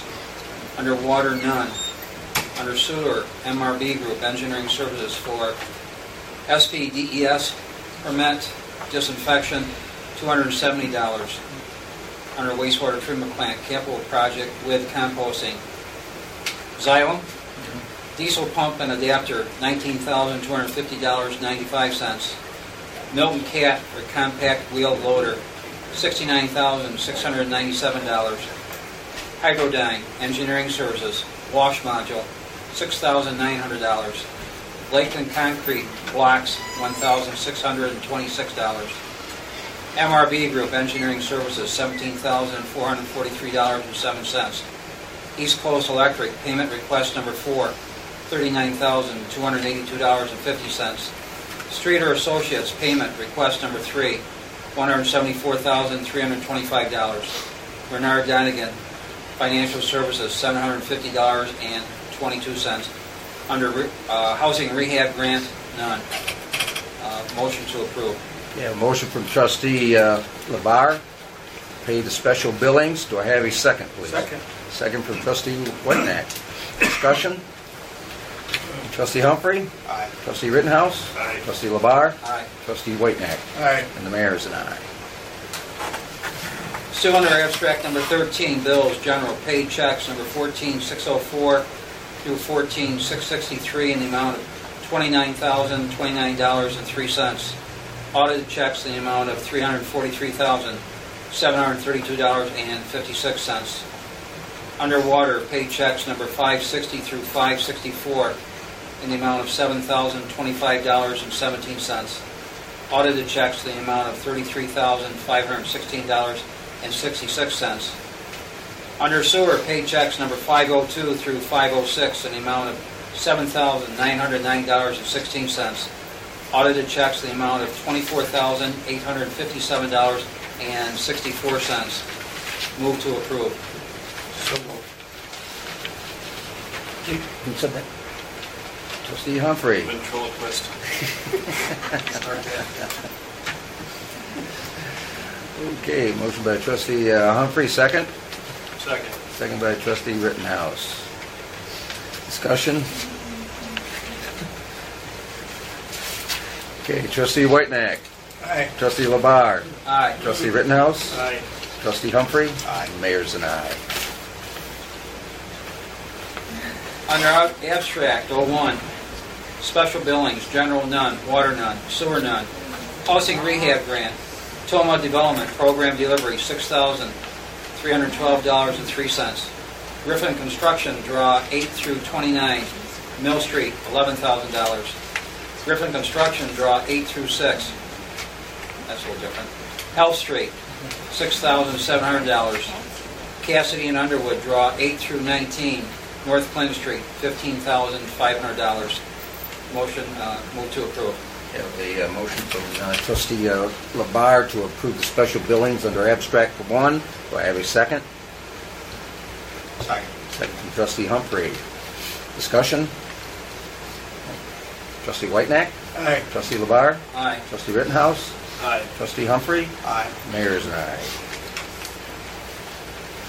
Motion carries. Again, our abstract 01, bills, general, paid checks number 14,650 through 14,652, 14,661 through 14,662, 14,664, in the amount of $24,518.24. Audited checks in the amount of $43,245.07. Underwater, audited checks in the amount of $79,965.81. Under sewer, audited checks in the amount of $10,546.06. Under ban and bond payments due in June and July, EFC serial bond for water plant, $35,308. Rural development serial bond for hook and ladder truck, $35,000 principal, $4,988 interest. Under MedX billing account payments, Livingston County EMS May payment, $2,475. MedX invoice 2015-5, $1,274. Village of Dansville April payment, $8,158.90. Dansville ambulance April payment, $12,238.34. Move to approve. A motion to approve the bills, the bans, and the MedX payments. Motion. Second. Motion by trustee Rittenhouse and second by trustee Humphrey. Discussion? Trustee Whitenack? Aye. Trustee Labar? Aye. Trustee Rittenhouse? Aye. Trustee Humphrey? Aye. And the mayor's an aye. Thank you very much. Moving right along. Public Works, Water and Sewer. Trustee Humphrey. Scott? The concrete curbing at the plant, I did get some numbers. If we do concrete curbing, Bill, I don't know if you were aware of what I'm proposing, concrete around the compost facility to separate the stone and the grass. The concrete curb is about $12.69 a foot, which is about $5,600 to do that. If we went with granite curbing, if I picked it up and installed it, that would come to about $6,200. It's about $14 a foot. The downside is I would have to pick it up and install it. To put the curbing in, we would still have to prep the area, then they would come and install it. So I guess it would be the board's, or maybe Bill has a comment, whether concrete or granite. I don't think it really matters. I mean, concrete will do the job for what we want to do, and it's less money, and it's easier. And that was for a barrier from the grass to the road?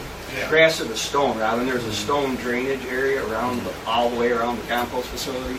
Okay.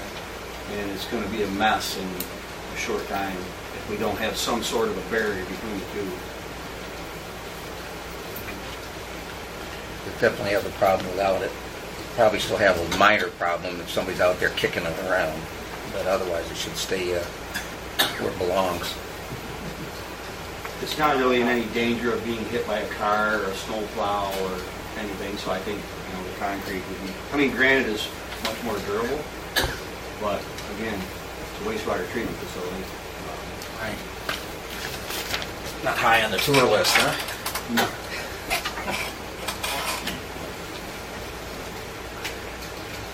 Any questions on that? I would like your approval to go ahead, but I'd have to have Clem submit it, the EFC, make sure it's, and I'm sure it will be, I don't think we'll have an issue with that. For reimbursement? Yeah. They I haven't, don't see why they would have it. anything that we've asked for far. Your plan is to do it yourself. Right. Well, not the installation, only the prepping, right? The prepping, yeah, they would come in for $8.25, that's what they charge per foot to bring their slip machine in and put it in. We would pay for the concrete. But the total bill would be $5,600. Correct.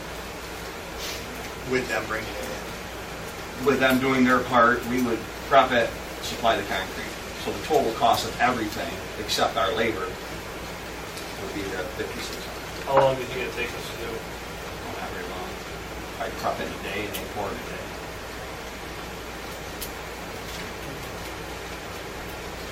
I'll make a motion to approve installation of the concrete curbing at the wastewater treatment plant. And motion by trustee Labar, concrete barrier, Concrete barrier. concrete curbing barrier, whatever, at the wastewater treatment plant. Do I have a second? Second. Second by trustee Whitenack. Discussion? Did you want to indicate which one you're going to do, the concrete, not the granite, correct? Correct. Yeah, concrete. And Bill, you think that would be reimbursed? You think? I believe so. Yes, Well, not reimbursing, go on or 0%. Or not a 0%. Yeah, you would be able to submit it for reimbursement, for payment. I can't guarantee it, but typically with those things, EFC is pretty flexible as long as it's associated with the project and that type of thing.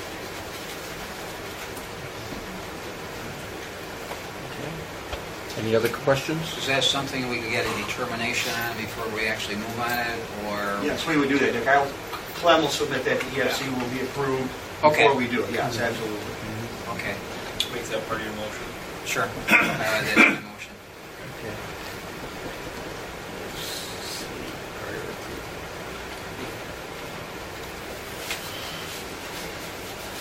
Okay. No other questions? Trustee Whitenack? Aye. Trustee Labar? Aye. Trustee Rittenhouse? Right. Trustee Humphrey? Aye. Mayor's and I. Okay. There's a Jonathan Mall billing error, but I'm not really familiar with it. No, this was one that was brought to my attention. I believe I mentioned it last week where we had discussed it, where the gentleman was billed somebody else's apartment. They got the meters mixed up, and what we have to do is pay the difference of what he actually paid, because he had already paid the bill. We'll give him back the portion that wasn't his. We just credit him. Can we just deduct off his next bills come out here right around the corner? I think we have to reimburse him. Okay. What's right's right. Agreed. Right, yep. Do you need a motion? Yes, I do. Motion for reimbursement for the Jonathan Mall billing error. Second. Okay, motion by trustee Rittenhouse, a second by trustee Humphrey to reimburse Jonathan Mall for the water sewer billing error. Do we know what the total was on that again? It was like 138? No, it was, It was a small amount. Yeah. it wasn't real big. Yeah. It's big if you don't have it. It is ridiculous. We don't have it.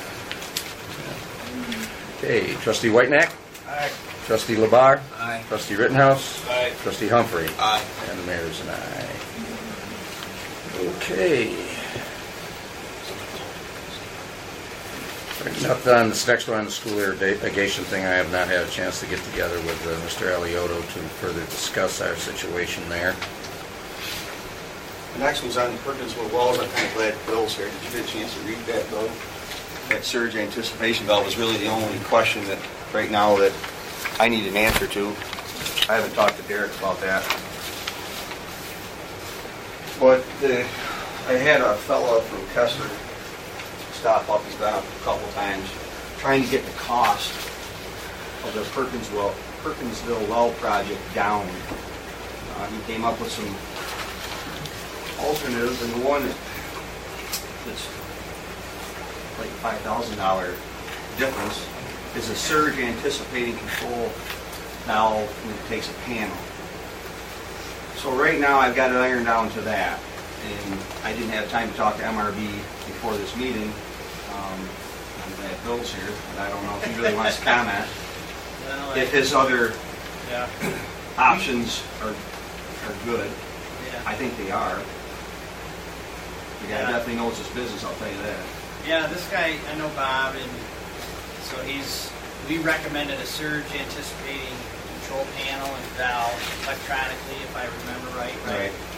So he's giving us some other options here that are a little cheaper using a pilot system and or a solenoid system. And I think I would like to just verify with Derek, if you don't mind. No, that's fine. Yeah. That's what I would do anyway. I wish I could comment quickly, but I'd like to make sure before we recommend it. But as to it, I have reservations about the solenoid system. The hanging up and I've just seen it prolonged use by it's been a trouble.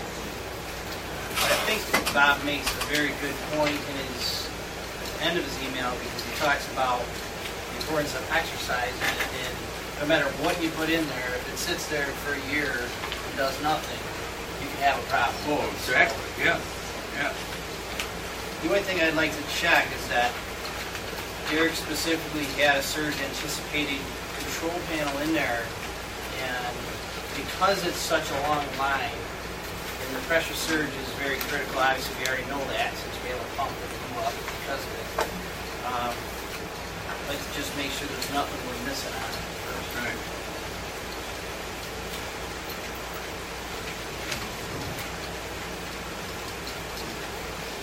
It's good, we can get back to it. so that's just a little information, and maybe next month we'll have some more information, maybe we can get a vote on this and get it going. Yeah. I did spend quite a bit of time up there today going over the electric. At this point, I would like to, and I did put the cost of MW Control's bid in here. You have Dick Dances from last week. I would like to just hire Dick to, he put a number on it of a couple $1,000 labor to do all the work, but we buy all the materials. Yeah. We can get all the electric done for around 10 grand that we need to do. There's some other issues up there that we noticed today. The CT cabinets outside the building, there's no lock. You open it up, it's ancient. So I called NICEC to see if we can't do all that at the same time. And maybe the cans look like they're going to fall off the pole. They're so old and rusty. So I would suggest that we go that route. That way, we control the cost on all the VFDs and everything. And then if we went with a cheaper version, it would be about $28,800 to do that. If we add the extra, whatever that is, $6,000 maybe, it'd be $34,000. So that's about where we're at. And then we got to buy the generator. And I hope I can do that through government surplus. If I can get the time to run to Pennsylvania, they say there's a lot of generators there, so we should be able to pick one up fairly reasonable. So that's about where we're at with this project. Right. The cost. Any questions? Could you put that on writing? I will. I'm not to the point. We haven't really until I get word from MRV and Derek what he feels. I just feel if we can save another $5,000 or $6,000. Yeah. Also, in the cost of this is a new motor for the well house 2, the one out back. Right. That's not really stated in any of this. That's another $5,000. That's part of the 28 or 34. So, yeah, I'll put it all in writing when we. I think if we keep waiting, because this started at like 50, Yeah. we're down to 28. If we wait 3-4 more months, we might be able to get to something we can Let me tell afford. you, I don't think we can get her much more. Right? And an ice cream No. Just saying, if we wait another 3 months, we'll get her down to another 27,000. We can get down to something we might be able to move forward with. Looking like probably maybe 5,000 or something like that. I was thinking one. Come down 20-some thousand. For law enforcement officer, you're pretty optimistic. Yes. Not too We're jaded. snow shoveling on Main Street. I had a lady bring that to me. I kind of chuckled when I saw it because I knew this was coming up at the meeting. This was back a few years ago. There's also a letter with that to the board, but I have it if anybody wants a copy. It's kind of irrelevant. What year? 99.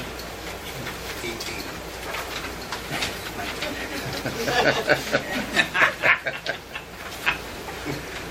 Well, I was around then, not here. While you guys are looking at that, pass it around. The Austin Street, Bill's here tonight. We talked about maybe going ahead with the water and sewer line, the engineering part of that. And I don't have a firm number, but Bill thought around 7,000. We could get a firm number for maybe the next meeting. If you guys are interested, if you're not, then we can take it off the table. But I think it's something we need to address. It's nice to have these projects with the prints ready to go and the approvals. Right. We can fit them in when we'd like to, instead of, getting ready to do the project and you gotta wait and wait and wait. It all takes time for DEC and DOH and so on and so forth. So that 7,000 was just to do the prints up? Just to do the prints, just to do the engineering. We would do like, probably use an aerial in that case, because it's such a small stretch. Probably just a little bit of field survey, whatever we needed. Enough to be able to get approval from the Department of Health and DEC. And then you guys are going to install it yourself, so no inspection or anything needed. But at the end of the job, we have to witness a pressure test and disinfection and sign off for the Department of Health that the project's been completed according to the plans. We get a supporting letter from Scott as well. So, All that for 7,000? yeah, imagine that. And I just kind of verbally threw a number, but we'll put a proposal together for the next meeting so you can see all the stuff that's in there. And, it's in the village, so that's not. Does anybody object to moving forward with that? At least getting the proposal. How much, is there money in the budget that's budgeted for this year for the proposal? For the For proposal. the $7,000, is that something that's in the budget? We can do that. We can take care of the I think we have- $7,000. Because I I don't know really- about doing the project. That's I know. There's an engineering line, I believe, for that. There's an engineering line. I can use CHIPS money for that also. I just really want to make sure we try to maintain inside that budget the best we can. Was what we worked so hard at from you guys. You guys all sat down and sharpened your pencils and worked so hard. I just want to make sure we're staying within our budget. On your to-do list, though. Well, now I'm going to ask you to alter the budget. I'm probably going to probably vote no. Now wait till you hear it out, Dan. Move to approve the MRB. Well, he's going to put it together. Right? Yeah, wait till we get a number. I thought you had it. That's an estimate. That's just enough. He's going to put a proposal together. Oh, okay. On the School Street retaining wall, I did have Bill Adams from Chris Ramsey's come down today. He looked at it, so I was getting an estimate from those guys. But as far as basically the village board approving this project, that'll be really up to the church, whether they want to donate the money. That's what we're waiting for, the estimate, basically for the labor. The village would supply the materials. And to fund that project, this year in the budget, the loaders were put in as revenue was $130,000. They brought $137,000. So 7 times 2 is $14,000. So there's $14,000 in basically fund balance, whatever you want to say. Would the board be interested in taking that money and putting it into the, I guess, the Parks Fund or whatever, to pay for the materials on that wall and steps? That would fund our half of the project. Hopefully the church would fund the labor part of that project, so it would be a joint venture. We could get that wall repaired, replaced, and the steps. Is there? I would recommend that the board wait to make a decision and have our final fund balance numbers next month. I agree. After we close out the year and we see where all of our line items fell. And we don't need I a decision understand. tonight Yeah. either. We're not, that project's probably a month away or so anyway, so we don't need a decision tonight. Could be a moot point if they don't want to fund it. So. Exactly. If the church doesn't go for it, then we won't be doing it anyways. Now looking at that, while walking the other day with the parade, watching the parade, the steps adjacent to that are no better than the wall and the steps and everything, that whole intersection. Yeah, well, we're gonna do both sides. Yeah. Okay, that one yeah. would be both sides, okay. Because I was looking at that going, well, that side doesn't look any different than this side, it's all real rough. Both of them need it. I talked about that a long time ago. Yeah. Whether it's a hook and ladder corner. Yes. Yeah. Yeah, the one the church is, Hook and ladders corner. The hook and ladders corner. the one the church is looking at would only be on the other side. So.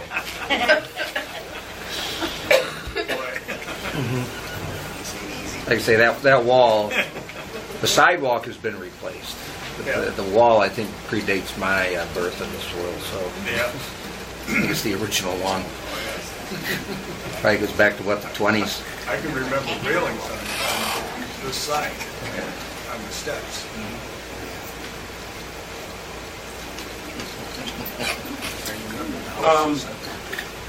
Are you all set then, Scott? Yes. There's a couple things I wanted to ask. When doing the bills this month, I seen that there was a $1,200 chop saw, a $2,000 laser. I don't remember them coming. Is that things that came in front of the board before we purchased it? Was that a necessity? Part of my budget. Usually the board set it up originally, anything over $5,000 I would bring to the board, as long as I stay within the budget. You guys want to change that? No, I just didn't hear anything of it. I seen the bills, and then I seen there was a bill for, what was it, $7,900 in regards to Genesee Construction on emergency on Franklin Street storm sewer. That was last year. They were that long getting us the bill. Oh, really? I was wondering. I didn't think that there was anything recent. That's why I was wondering if there was something that happened that I wasn't aware of. I had to call to get the bill because I knew your end was coming. Okay. Yeah, I had the same question. I remember there was something down there, but I was just... And the other thing was, I thought we discussed last week that there was no more bills and there was no more payments on the backhoe. But I see here that there was a bill also for a backhoe loader. I wonder if that's one and the same. The loader's at the wastewater treatment plant. That's the one that's part of the composting. That's a new wheel loader, right? Right. But this one isn't that. This one says an backhoe loader for $12,136. It's the one I called you about today. Yeah, that's we've had a backhoe here for over a year. We sold our backhoe last year for $27,000. That money went into the general fund. There it says. They brought us a backhoe to demo basically. We kept it for we've had it since last April. Last September, the cat guy called and said, "Hey, he says you got to do something with that backhoe." We needed it at the plant, the wastewater treatment plant. When the sludge comes out of the press, we have a dumpster down there. They use the backhoe to fill the dumpster. So they put it on a low, it was $3,200 a month or whatever it was, I don't actually recall. They knocked it down to $1,400. We also use that backhoe to dig out on the streets, water main breaks, and all winter. There is a backhoe / excavator in next year's budget. Right now, we put that through the project, so that rent for the backhoe that we've had for over a year at a very reduced rate will be paid through the project. And then we have to make a decision soon on replacing the backhoe that we sold over a year ago. That makes sense. So where is this backhoe now? Do we still have it, or It still sits here, and the reason it does is because they can't supply the excavator that I want to try out and possibly purchase. They don't have one, so he's letting it. It's here now, rent-free. That's the last rent that we'll pay on that machine. And these are the bills over the last year, because I noticed that they chronologically come up through. Yeah, since September, I believe that we never paid. We've never paid a cent on it since we've had it. So we've done very well. We had it for 6 months free of charge. But now all the bills are here, so now it's not really free of charge. Yeah, if you go through the bills, Dan, that's only since last September. September till now. So we didn't pay from last April till September. But there will be no more bills on it? No. Can we get a list of all the equipment and what we're paying on it monthly that we're renting? It's right in the budget right now. I know, but sometimes it comes out of this account this month and another account next month. I'd like to just get a list of our equipment that we have. Yeah, I can do that. And then what we're paying monthly on them. So we can kind of look at that debt service outside of trying to search for it through the budget. Because, I mean, There's actually only two pieces that we're really paying on, and that's the six-wheel dump truck. And there's a couple payments left on the mini excavator. But taking the grant, we trade that mini every year for $10 an hour. So by the time we get that paid off, we'll have had three of them. Because it's $10 an hour, usually a couple $100, a couple $1,000. It's an awful cheap way to have a brand new piece keeps of it equipment. new and fresh. Every I year. like, and I can see that. So But I that's just the only feel, two I feel like pieces. when we're approving bills, there's always like this piece of equipment, and this account, and there, and I see how it's getting split up. But I would just like to see it. I'll do that. There's not, but there isn't. It's only a couple pieces, and then the goes. And now the air hammer that we used that's on the one thing is done, paid for, correct? No, that's here to talk about that. I've got that right here. We talked about that last week. I said I had to get you the numbers. I've got you. Hand that over to. That was the last one. I just had questions on that. But I just knew that we had talked that we were no longer paying for it. I didn't realize we owed months on those. Go ahead. Go ahead, Will. Hey, that was you, right? Go ahead. How much do we have into the, right now, what do we have as far as money tied up in the Pioneer Park? Because they gave us, am I correct that the Historical Society gave $10,000? They didn't give anything. That was for the monument. That was for the monument. Okay. So they haven't given anything towards the project, other than for the rock? No.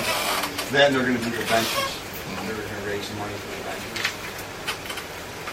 So basically, we have concrete and lighting so far. Do we know what we have in concrete? Because I see there was $6,000 worth of bills for lighting. And we probably have close to 5,000 in concrete. We're all set and done. And there's still more to be done, though? No, the concrete's finished. Well, there's 4 little spots that take about 2 yards of concrete. Do you have any idea how much overtime you guys spent on that? Not a whole lot, probably total, maybe 20 hours. Most of the guys are comp time. Well, it still comes out of the overtime budget. I mean, There wouldn't be overtime if it wasn't for Pat Caldwell calling and saying he wanted to do that one pour the other night. We wouldn't have overtime over there. is that what the 394 was for? A lot? Was it thing in there for, was it 394? Yeah, it was like 4 or For 5. Caldwell's custom concrete? Oh, that was for, I believe that was for some materials that Pat got for us to do the radius around the monument, forms and things. Yeah, it's the board. And maybe some sealer, if you remember what that was now. I don't know, personally, I think there's a lot of money and time on the PPW's part into that park for right now. We agreed that we weren't going to spend any more money this year. I just think there's other stuff that can be done. Fire hydrants, I had a discussion with a resident on Cottage Street last week that the comment the person made was, and I think we brought it up at the committee meeting, there's a fire hydrant in the middle of that park, but there's not one in front of her house that's working. Which street? Cottage and Chestnut? Cottage, I don't know that they live on Cottage. It's probably the one on Cottage and Chestnut. It does work. It freezes in the winter. That one was slated to be done tomorrow morning, except there's a fiber optic cable that's within a foot of the fire hydrant, so we couldn't do it. So that's going to get pushed off for a week. So they're going to fix a leak up in Greenmount Cemetery tomorrow morning instead. And I remember, I thought we talked about once before too, that on the committee meeting, how many fire hydrants are out of service in the village? 16, is that right? I couldn't want to answer that. We fixed quite a few. I don't have that in front of me. I just think that, But Robin, there's two different, you're talking water now versus general. There's two different funds totally. I know, but what I'm saying is we got guys doing this, we got guys doing that, and we borrow these guys from the water and sewer, and they work in the DPW, and I just think that's a lot of money for the village taxpayers for a new park, essentially, a brand new park. I understand the historical value by all means. The problem was, that was supposed to be done a year ago, so now we're into the second budget. The board approved that to be done. I couldn't get to it. We stayed within our budget. We had $10,000 to put towards that park out of last year's budget. That's the money I've used, and we have $5,000 in this year's budget. So that's the money that's used to do that. So the money is there in the budget. I don't know, I just think that there should be a hold on that, on the park right now. We're looking at Knox Street right now is a mess. I talked to one of the residents there.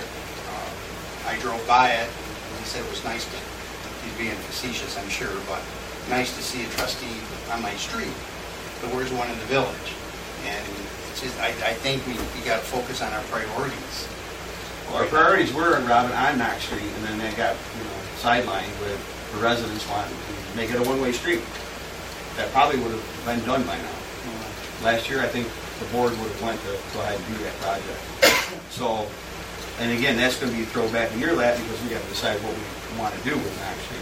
Want to just put a Band-Aid on it? What do we want to do? Because that's a huge issue. I don't think there was any money last year in the budget to do Knox Street, was there? Well, it was before we purchased a fire truck and everything. That changed everything. That was basically, we did the engineering, everything was done, we were ready to go. And then the news reporter showed up, and that was kind of the end of it. So, I don't like Knox Street the way it is myself either right now. Is there any patching that can be done to that to make it so it's not? I want to just put a motocross track patch down over through the there? whole street at this point.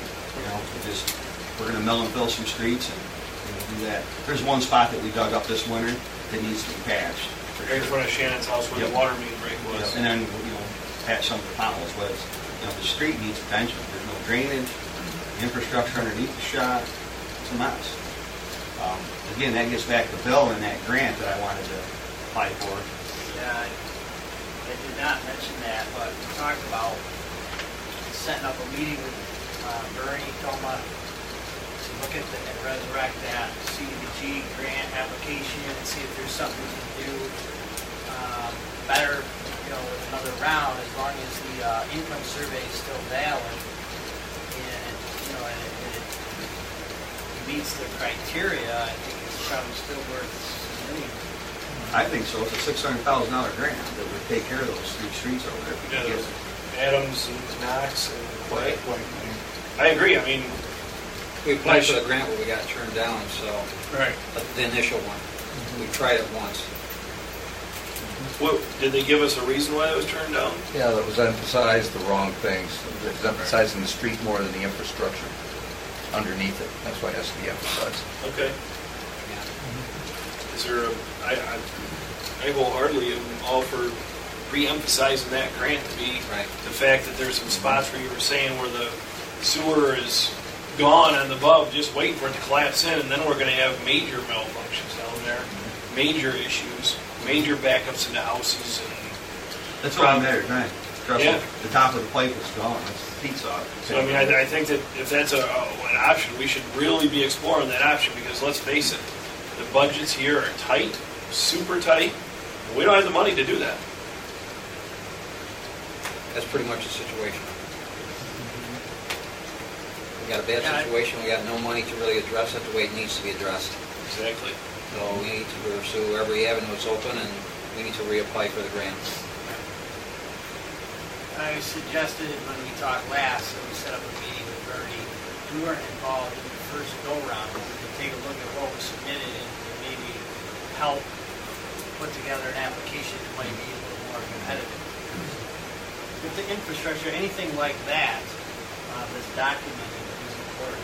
You probably have photos of that, correct, from Mr. Longini? I mean, them attached to say, hey, it's just a matter of time, and we don't have the money here. I mean, we're already in hardship in other places, and I don't really see an end in sight soon. We're in a better position today than we were a year ago, I can tell you that. At least we know where we're at now. Yeah. Well, if we save a little bit more, we'll be better in the next year and the year after Yeah, that. absolutely. That's That's what we're looking to do. We have to just pick the pieces back up one piece at a time and try to start putting things back together the right way and planning. That's why I always push, and I know everyone's sick of hearing it, but that's why I push budget, because we plan, move forward, and if grants come through, then hey, that's a bright, sunshiny day.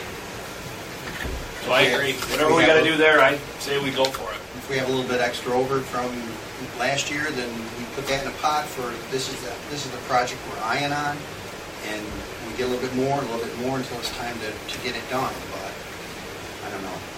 Like I say, I've had a couple people talking about the park and whatnot, and fire hydrants, and I don't know. I think we can be doing other stuff, but.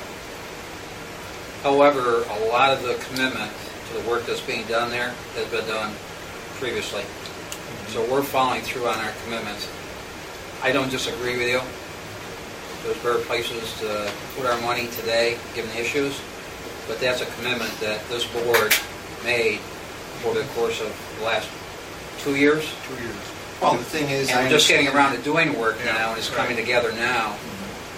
Because of those issues where there was financial issues in the past, and we couldn't do it, and we've reached a point and said, well, you pretty much got to bite the bullet. They're ready to go, and we've got to support them because we committed to it financially. I understand that, but if I got a mortgage payment due next week, and my car is $800 to have it repaired, I got to make some decisions. I understand. Yep. And that's not, over there, that park is not dire need than a fire hydrant in front of somebody's house who's got their family that's going to. There's no argument. There's no argument. So. We all agree with there that. was a fire hydrant over there that was tagged, not working. That's why we put the new hydrant in. It wasn't just because I wanted to throw one in the park. Trust me. It was put there because there was a bag hydrant there since that press was taken down. Yeah. That's why the new hydrant's in. And I did it because there was problems from where the hydrant is installed now to the existing hydrant. There was taps off that line. That line was shot. So that's why we eliminated that, to save money, instead of putting a new line in to that hydrant. That's why that was done. Well, I just see, I'm not going to beat a dead horse, but the bottom line is, we had to sign off on it because it was billed, it was stuff that was purchased that had to be paid for. But, when I see $6,000 in lighting, concrete runways at the park, and I got to say that, it looks, we need all of that. And the money that's put into it, and I asked at our meeting last week, is there any plans someplace? Well, I still yet to see it. And when I got an agreement with the mayor and whoever the agreement was with, there was no dates on it. There's no pricing, no nothing. It's like, this is what. To me, it was like a wish list. But I don't know. Like I say, that's my stance on it. I just think there could be, when I see the streets the way they are, when I hear, I agree. I'll tell you, I would be more than just talking to a trustee about a fire hydrant in front of my house not working for over a year. It's priorities. I had a conversation with that same person, I believe, and I assured that person that situation would be rectified, and I had that conversation about 2 weeks ago. And the issue around it functioning is due to the fact that it had leaks in it and it froze up because of all the cold weather, which hopefully would not be an issue this time of year. I don't know that, but I sure hear after talking with Scott that was on the list and it had top priority. But my point is, Dick, that fire hydrant over there, and I don't know where she's gone. I don't know however many fire hydrants are around that neighborhood that could be tagged into. Yeah, I'm sure there's more than just that one that was having problems. No, I don't know. That's my point. Yep. So get her taken care of, and whatever other 16 that we have that are, I don't know. I agree. Probably more about like 40 around in there. I agree. Yeah, I don't think the ones that just don't We're supporting you. plan I agree with you. Are they mapped I out agree with you. around the village? Or That's very important. Well, I just don't see any planning. No, it's just like, I don't know, this is what we're going to work on, and I just don't understand it. Well, let me point out, that's the whole idea of the strategic plan, and then your multi-year plan. You got to start somewhere, because up to this point, we haven't had it. Everything has been pull it out your backside. I understand that. And we've got to get that way, but you're not going to get that way overnight. No, we're not. This But situation common wasn't created. sense. My point. You know, when all you're doing is reacting to things. That's really what's always going on around here, is just react to whatever issues up at the moment. No, I agree with So- you, but So that's why when I'm saying take a look at the strategic plan, there's a reason for it. Then we can plan year to year what needs to be done and have the money for it. If we could only rewind 15 years and start that strategic plan 15 years ago, Mr. Fair, unfortunately. I think that we'd be 10 times more affordable. When would that grant go in? When would we hear about the grant possibilities for Knox Street? Because I agree with you, Robin. The park, hopefully, is close to being completed. Hopefully, we'll be done with it. We'll be moving on. But I mean, my bigger thing is Knox Street. I may not stop and talk to people on Knox Street, but I traverse Knox Street every week, multiple times. And I would just, what would it be the time expenditure in that grant? That's the one that was the original CDBG, right? So. But after that, Bill, MRV did a full set of prints for us. Yes, I Water, seen those. sewer, and That everything. was when they came in and said they wanted a one-way street. I want a new street. At this point, I just want that fixed. I don't care if it's one-way, two-way, what it is. Yeah, as You long back as, up for all I care. I just want it fixed. As long as the original income survey is still valid, which they're usually good for 2 or 3 years, I know that much. And, we'll restructure it. That goes through the CFA as well, which is a consolidated funding applications due the end of July. The purpose of meeting with Bernard quick would be to see what do you got. We have enough time to get this in by end of July, find out next year whether you get the grant, and then things start from there. We'll go back into design and make any tweaks that we've got to do, and then go from there. So you're talking probably project completion a couple years out if you start the process now. What more can I tell you? It's a crapshoot because CDBG is very competitive. We have communities that are successful, but they've got problems that have been documented for years and years. The more documentation you have of infrastructure problems, I know that helps the CDBG. Isn't the one at Quay Street the one where we have guys at it every week trying to keep it running so that it doesn't back up? I mean, if we can document that somehow. I just questions. I just wondered what that turnaround would be. Very In valid. the interim, I would really like to see I us think the somehow thing- patch that Knox Street Yeah. up the best we can, at least to get it so it's Passable. passable without, like I said, I've done a couple of wheelies in my truck or something. I mean, it's bad. It's a motocross track up through there. So anything we can get, I would really like to see that put on the forefront because it's summertime. People may be coming to or from driving a lower car, a Mustang, Corvette, or whatever up through that street, and you're going to take the bottom off of it. So, I mean, anything we can do, Scott, I think that street needs some addressing quick. And that's probably where Robin's trying to go is that street needs something before Pioneer Park. Not that I want to push Pioneer Park off, but that street is something that could ruin one of our residents' vehicle, and we're here for, once again, the safety of our village. But also understand, any quick fix over there is going to be a waste of money. I understand that, but any fix on that street, even if it's a quick, maybe a waste of money, but I think it's money well spent right now to the fact that them residents have to drive that street. I don't like driving it to Braeburn when I go over and go golfing, let alone them people have to drive up and down it every single day. But you will hear, I'm just saying, the minute we start digging it up, they're going to say, you just paved that a year ago. I get it.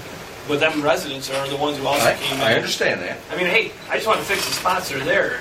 I mean, the problem is, to fix the spots that are there, you're pretty much going to have to go down the whole street, get the whole street shot. That's my issue. It's like, I can go over and,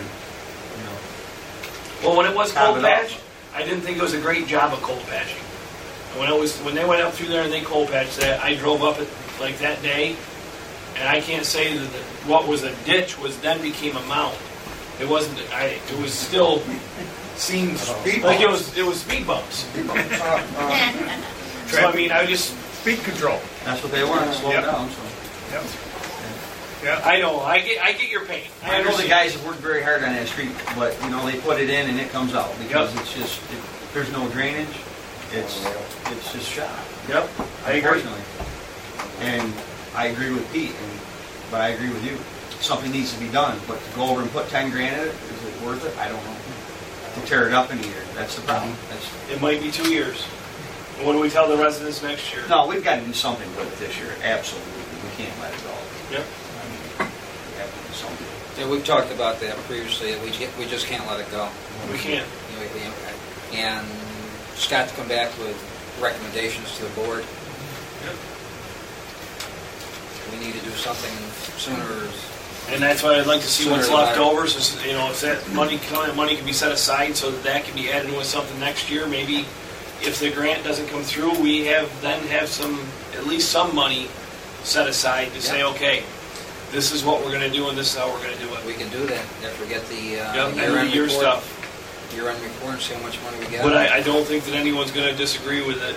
Something this year, if it's 5,000, 10,000, needs to be done. We agreed to just spend $160,000 more on, some MRB oversight, that no one's ever going to see. That's something that we're really just going to see. We're just and I wanted a curb and a nice new street in there. Brand new water, sewer, the whole enchilada, but we chose a different path, so. But I'm sure that people that live over there, every time they drive past Pioneer Park and see $11,000 worth of work so far, are probably going, they're probably doing this. What is going on around here? I agree. Mr. Mayor? You're more difficult. Yeah. Make a motion to go past 9 o'clock. I believe you ought to. Yeah. 9:16 or 17. Have a motion from Trustee Whitenack to continue the meeting. Second. It's past 9. Got a second from Trustee Rittenhouse. All in favor? Aye. Aye. Okay, continue on.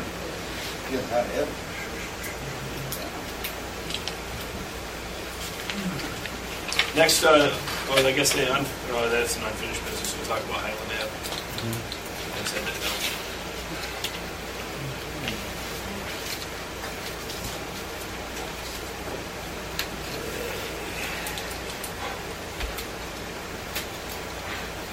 Okay, Parks and Rec.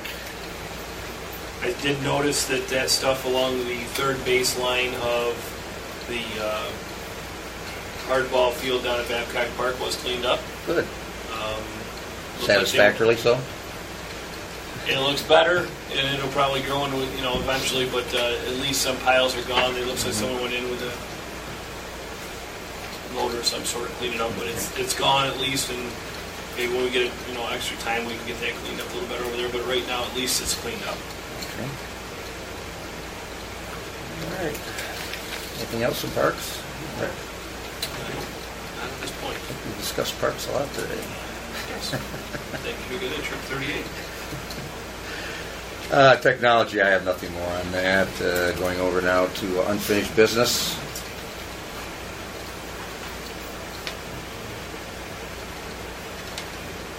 We have to discuss and vote on the smoke-free park program. We sort of gave a thumbs up to it last week. I just need a motion to go forward with it. I'll get the signs. At least we have it on record. How many signs do you think we need for all of our parks there, Scott? So get a dozen of them. Dozen? Start with that. I'll get 2 dozen. All right, we'll do that. I'm going to do every corner. I think you'll find out that they won't go too far. Oh, they're free. Yeah, and they're free. I'll take free any day. And besides, they'll get torn You down get or 3 something like dozen. that. You get 3 dozen. Okay. We have quite a few parks when you start looking Put at some it. in warehouse for We put later. some in Pioneer Park. Yeah. We put some, we have quite a few parks here. But you gotta buy the poles to put the sign on it, so forget Pioneer Park. We've got poles. Oh, If not, you can never hold it up. sorry, I blew up. Okay. Do I have a motion? Did I get a motion? Motion to get move 3 dozen forward on the signs. smoke-free park Okay. program. Barr and Second. Rittenhouse. Okay. It's the first time we've ever voted together. Trustee Whitenack. Aye. Trustee LeBar. Aye. Aye. Trustee Rittenhouse. Aye. Trustee Humphrey. And the mayor's an aye. Okay, now our favorite subject, lighting for Highland Ave beyond Dugway Road. I called NICEAC. They would not give me a cost for the light itself to put it up. I have to submit that. It's about roughly average $8 a light per month is what it costs. And operate it? To operate it, and which is the big cost. I would say probably, just guessing, $150 if it went up, but don't quote me because they will not give me that number until I submit the paperwork. So it was about 140 or something like that when we moved that one down on Pearl Drive. Tammy had an idea. She said that there's quite a few streets that have too many lights. Maybe we should remove a couple and keep the cost the same, put them up there. I don't know what those lights are. She just mentioned that to me. Maybe the chief would know. I proposed that several years ago, that we go through it, because I know several that need to be turned off. Some intersections have too many. It's not an earth-shattering number, but it's easily 3 or 4, probably a dozen total. So if you could do that, that would definitely offset that. Do we need a board resolution? I'd like to make a motion on that. Well, let's first discuss how far out we're going to go. That's the big issue. I'd like to know what the assessment was for the two people in this room, and we went up to check it out after the last meeting. Myself and Mr. Tracy did go up and check it out, and I think that we came down with approximately 2 lights. And we even looked and seen which poles we thought they would be most beneficial at. How long did it take you to determine that number? It was approximately a 3-minute drive up and a 3-minute drive back, and it was 6 minutes maybe, as long as that's being calculated. I don't think there's any more, any less. Don't get it going, he'll submit a voucher for mileage. In time. But I think that myself and Scott were in agreement that probably 2 additional lights up there should be suffice to give some lighting up on Highland Ave. Are you in agreement, Scott? Yes. Okay. How far out are we going? Before Al Harris' house. Right around Al's house? Yeah. Oh, before that. We're 2 not going additional. all the way.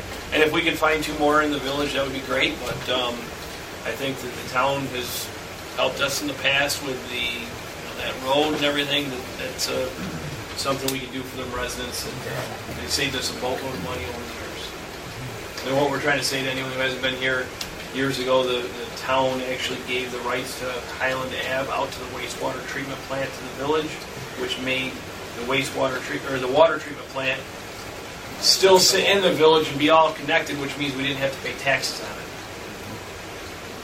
If I'm speaking correctly, Mayor. That is correct. And that means that over the years we've saved a ton of money. So it is our street. We put a couple more street lights at the cost of $16 a month. I think is something that is still a large savings to the village. And possibly not even that. If we take it from someplace else, it'll just be a wash. Yeah, it would be a wash. Yeah. Okay. So if we need a motion, Yes. I would make that motion to locate if there's any additional lights to be moved, and or if not, to get 2 new lights put up there on Highland Ave on the poles that myself and Mr. Tracy have pointed out. Okay. Is there a second? I'll second. Second from Trustee Humphrey. Okay. Discussion? Further Shirley, discussion? Can you have whoever's working overnight? I'll just go do that. See which lights are.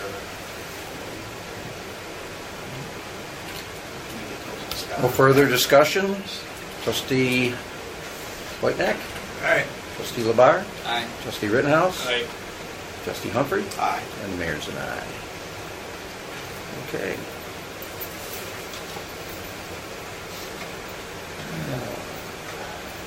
I think this next one is a repeat of something we've already done. Didn't we approve the building lease? Yeah, you already approved that. I think that we were just discussing the lease of the parking lot. Was it? That was the up? only thing. I think this is just something that got left on there. And we can talk about that if you'd like. No, we already beat that up pretty good last month. Okay. Okay, mobile drug testing program. Indeed, a motion to approve unless there's Move to approve. yeah, motion. This is for drug alcohol testing. Yeah, Mr. What was his name? Mr. Bernanke and Bernanke, that was Yeah. it, yep. Okay, we have a motion by trustee Whitenack, a second? Second. A second from trustee Humphrey. Discussion? Trustee Humphrey? Aye. Trustee Rittenhouse? I. Trustee Labar? Aye. Trustee Whitenack? All right. And the mayor's an aye. Okay, jumping down to new business. Water sewer rates. Beat it up a little bit last month.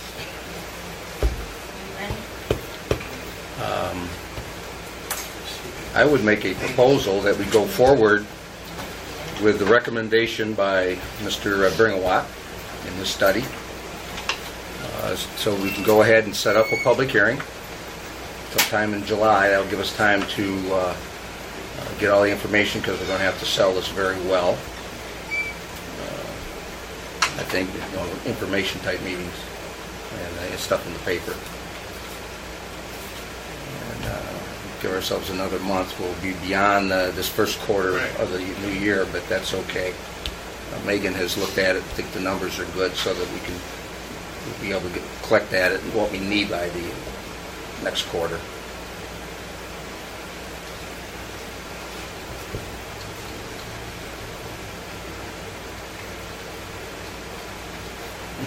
Wait for a motion. I think Trustee Rittenhouse, you were in favor of that last time we talked about this issue last week. Hey, let's not put voting in my mouth. It's got to be done. I'm not in agreement with it, but I do understand that it is a necessity. Believe me, I don't think anyone here or in the village, period, wants to pay more money. This is not to say this is what we are going to ultimately do. This is only to put the issue before the public for discussion.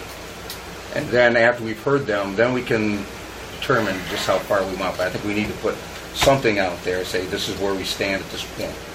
What do you think? And this is what a Of course, we know what they firm probably who are we going to paid think. to come in and look at our rates said that where our rates should be. Yeah. It wasn't like we all just sat down and looked at something. Well, keeps I'll make a transparency. motion to go on with Mr. Bernawat. Okay, we have a motion by trustee Whitenack to follow the recommendations for both water and sewer rates that were proposed by Paul Bringawat Associates. May I entertain a second? Second. Second by trustee Humphrey. Okay. I would, well, we're on discussion at this point. I would also suggest that when we do this, we will want a different venue. I'm not even sure that the auditorium downstairs will be adequate. Use the parking lot over there. The one we leased. Yeah. For For $1 that we haven't paid. I will check and see if we can use one of the schools. The one over here. Just for discussion, I don't think these two guys were here when this was from the old days, but I mean, this kind of puts it in perspective where we were at before. The bottom number is the budget that we needed to be at right now.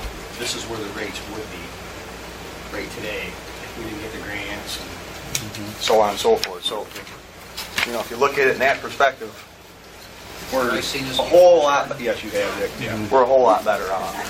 But for the guys that haven't seen it, I think if you really look at it, it kind of hits home. Well, it's something that needs to be publicized, but people still aren't going to like it. I understand, but it could be a whole lot worse. A whole As you lot say, worse. there is a necessity for it. I mean, we've worked really hard to get that plant to where it's at today. Exactly. The cost down. And granted, I don't want my bills to go up either. But if you look at those rates, that's scary. Real scary. Are you, Pete, is there a public informational meeting? Is that what Paul's recommended?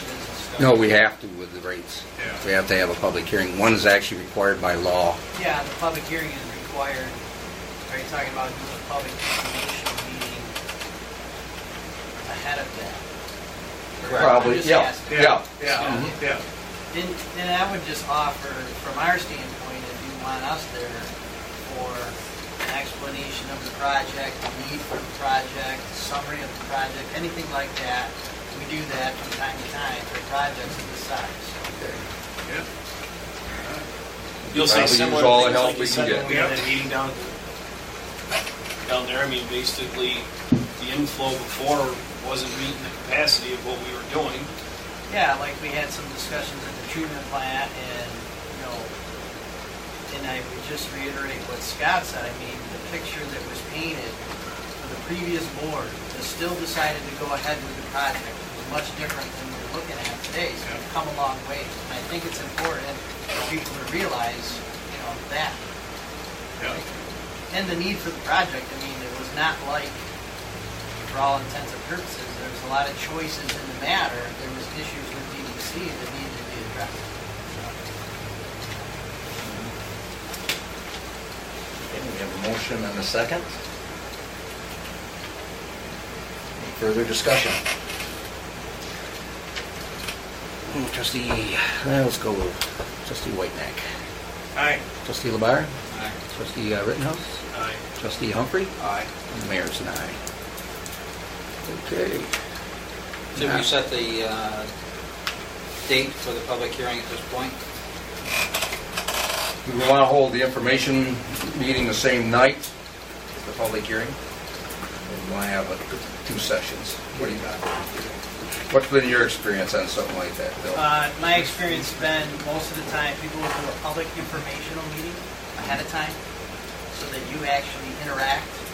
You have the ability to convey information to the public at a public informational meeting, and your obligation in a public hearing is just simply to hear. And that's required by law. A public informational meeting typically is done ahead of time just to kind of give everybody a heads up that this is what happened, this is why we are at where we're at, and this is what we intend to do. Then you can get some feedback and forth, before you actually make a decision. If that's what you want.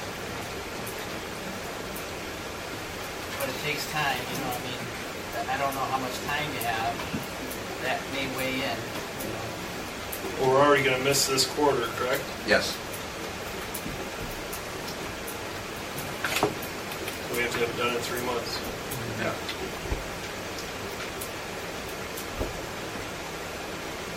But if we hold it sooner, then we're going to have the input from the community, and that's going to be a factor in the decision that we make. And then let's give us as much time as we need to make that decision before the next cycle comes up.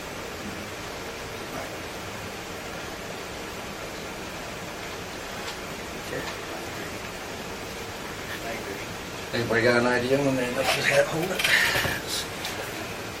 I just know the July regular month meeting I will not be at. You won't be at the workshop meeting at. Well, I would hold it away from the regular meeting altogether, Yeah. and even tie it in with it. Yep. If there's an old picture and a new picture, just to give people an impression of what they're paying for. I don't know if that matters or not, but a lot of people are visual people. I don't know if we have an old picture and a new picture, an We old got the plan, old- a new plan. We definitely got the old picture from the study. I got some pictures. Sometimes that's helpful in making folks understand. I know how long people need to get that kind of stuff together. Let's see.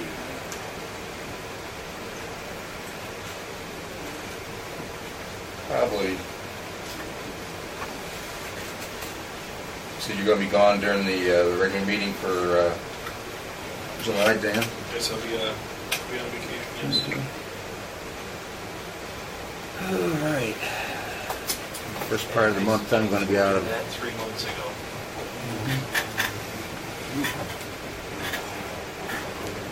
I won't be back until after the 6th of July. 6th? Yeah. Yeah. No, that whole week's bad for me anyway. Can we do something, how long will that meeting take? I didn't know if you want to do it before the department meeting, but then again, you want to go off-site. Well, I was thinking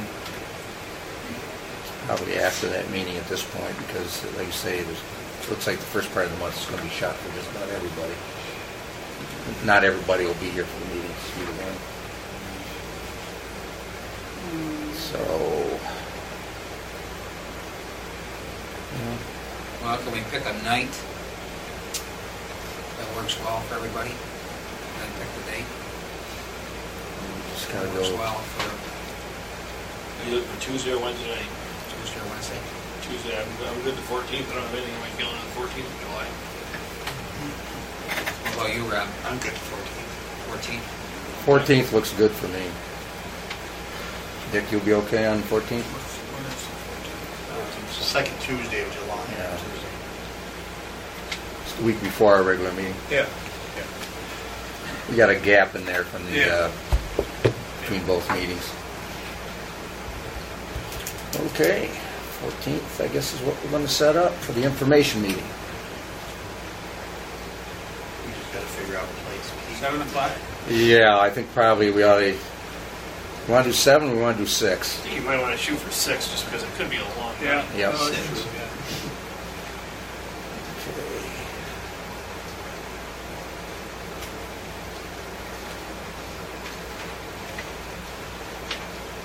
I'll have to check. I'm going to see if we can use maybe the middle school, GCC.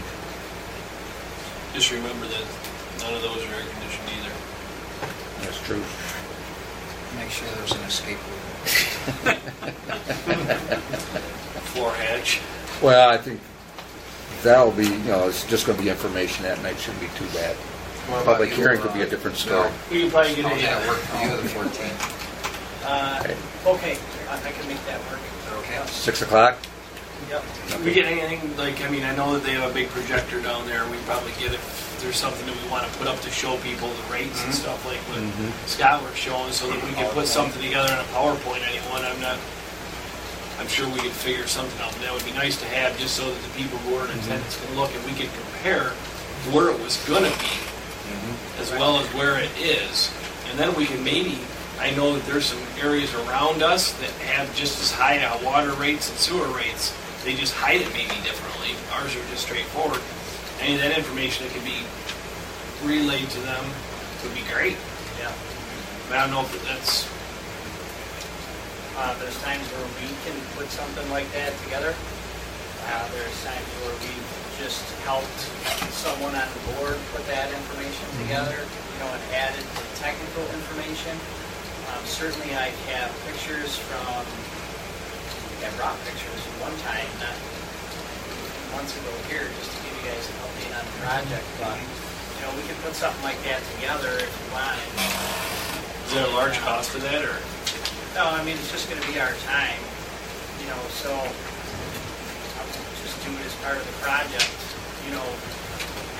While you're down there doing your administrating and stuff? Yeah. And, there's a couple things actually I gotta touch on when you get to that, but, yeah, I mean, it won't take as long, we put it together. I just think that it would be easier to sell the project if we could show the people, like, hey, this is what it could have cost. Yeah. This is what it is costing. This is a comparative cost to what we have around here. And moving forward, hopefully in another year where it won't have to come back and say, hey, look, we need to do another raise. Right. This was a projected raise from before that was never enacted. That sooner or later we knew it was going to catch up. Yeah. Yeah, and a lot of times we have some of the history that we can put in there, so that's. And it's not just the plant either that we're talking about. I mean, there are other issues. Right. The I&I, the whatever's happening to the water we're producing, it's what, not quite 50%, but about half the water we produce goes someplace other than through a meter. Yeah. And we gotta find that. Yeah. Well, is that I mean, even the stuff that you gave us the one day when we were down there at the meeting down at the sewer plant was great information to show people this is why we had to build what we had to build. We're over 2 million gallons a day right now coming to that plant, 2.3 or whatever. Coming A mile into it. water. And it was only, That's double what we should be taking. we were only 1.6 is what we were supposed to take in, right? Is what it's. 1.75. 1.75. But in a month's time, the average can't be over 1.75, I believe. Monthly average. If it keeps raining, we're gonna be over. Yeah. That's all due to I&I. Fortunately, the plant's been able to handle it so far. I just would love to be able to show people because I know that there's going to be a lot of questions. I mean, I had questions, Yeah. and I'm sure that everyone else can have the same identical questions. Oh, yeah. Well, we should have a pre-meeting to talk about what we think, We need to have a plan. a plan, This is yeah, exactly what. and an approach and, what we want to put together for that meeting. You can do a PowerPoint, start it, distribute it to everybody, and then everybody can weigh in on it. And then the other thing just to think about is, for us as the engineer, we can provide technical information, but it's up to you guys whether you really want that coming from us, from the public, or if you want to be there yourself. That's just something to think about. But certainly, we can do whatever you guys want on our end. We all get together to discuss it. Yeah. But I do like the idea of having you there to answer the technical questions because. Oh, absolutely. Yeah. Yes. When them questions come up. Oh, yeah. Last thing I want to tell the public is I don't know. That's not.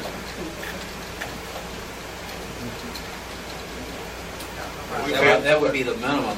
We've had 2 studies done on this. Maybe we can give a copy of the study to the people as well. We should. Incorporate that to show, hey, this isn't us just sitting up here saying, this is concrete facts of what's going on in our village and paying the bills and all that.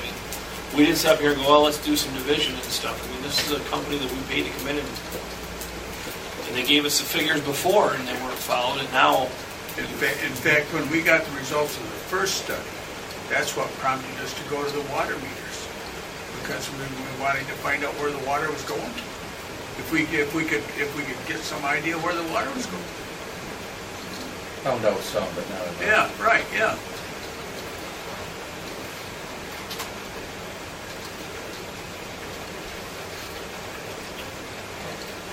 I got it on my calendar. Okay. Well, Okay. next item then. Are we settled on that one? Yes. We'll add it? Okay. Next item is the Amendment 2 that Bill gave us a couple of options on. See, we got the one with the 43,000 plus and 24,000 for 1 and 2. Then there's the other that has those plus the 8,000 and the 16,000 options. Yeah, I will say too, the amendment was assembled and put together before we got the information on the UV system and that we would be putting disinfection together. Right. Now, the last amendment we did in this one, we set it up hourly, so, if we had more or less time, it depends on the circumstances down there. This is set up the same, and so, as far as putting together the UV system and all that, we do it on an hourly basis. There's an authorization amount there. That's about what we've been spending per month up till date. I think that'll start to taper off anyway, a little bit as far as our time just doing the administration for the project. So we may be able to fit in the UV, but I just want to let you know that we didn't give a separate number or anything for that. I just figured the change order work that we'll have to do to incorporate that in. If we do it by change order, it's not going to be as significant as putting big documents together. And Right. Forgot to mention that. Where are we at on Amendment 1? Is that pretty much been concluded?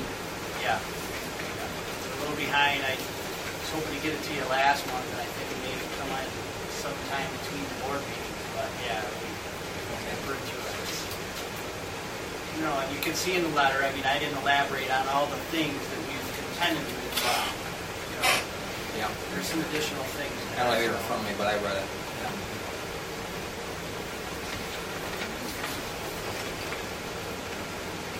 Anybody have any other questions from Bill?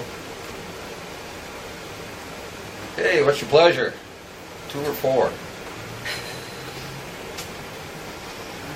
Well, he's going to bring some additional information back to us about the spillage plan, right? Okay. Yeah, I So can we don't show want to you. act on that tonight, or do we? Yeah, we're going to have to make a move on one of them, right? Well, the admin and observation is important that we get done tonight. Right. And that'll go to EFC, and then we'll have bills coming for that. But So that option we're going to take, and whether we want to add to it will be... yeah, you don't have to do that tonight. Just Okay. know that at some point in time you have to do a spill prevention plan. We have to do the sewer use law update if you want to. And that, we can do it later. But the reason we talked about it last time is that we had the opportunity to get some of these things done with 0% financing, essentially. Right. Right. So instead of that coming out of your operating budget 2 or 3 years from now, it makes sense to do it and get it done. There's a question as to whether EFC would approve something like that. I don't think that would be an issue. We just did it on another project similar to this. They didn't give us a hard time about doing it, so if it went to EFC and they said, no, we're not paying for you to update your sewer use law, then, we just stop. But I don't think that would be the case. Along the same lines, I certainly don't want to push to spend any more money than you have to,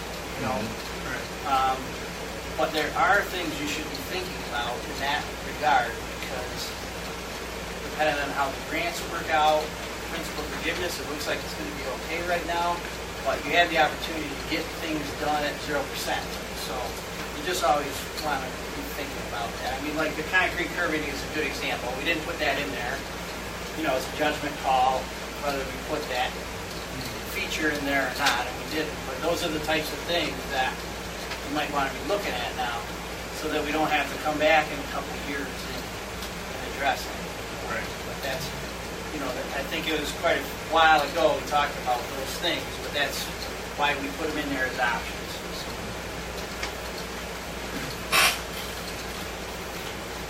Okay. I'll make a motion on the wastewater treatment plant amendment number 2, items 1 and 2 that we approve.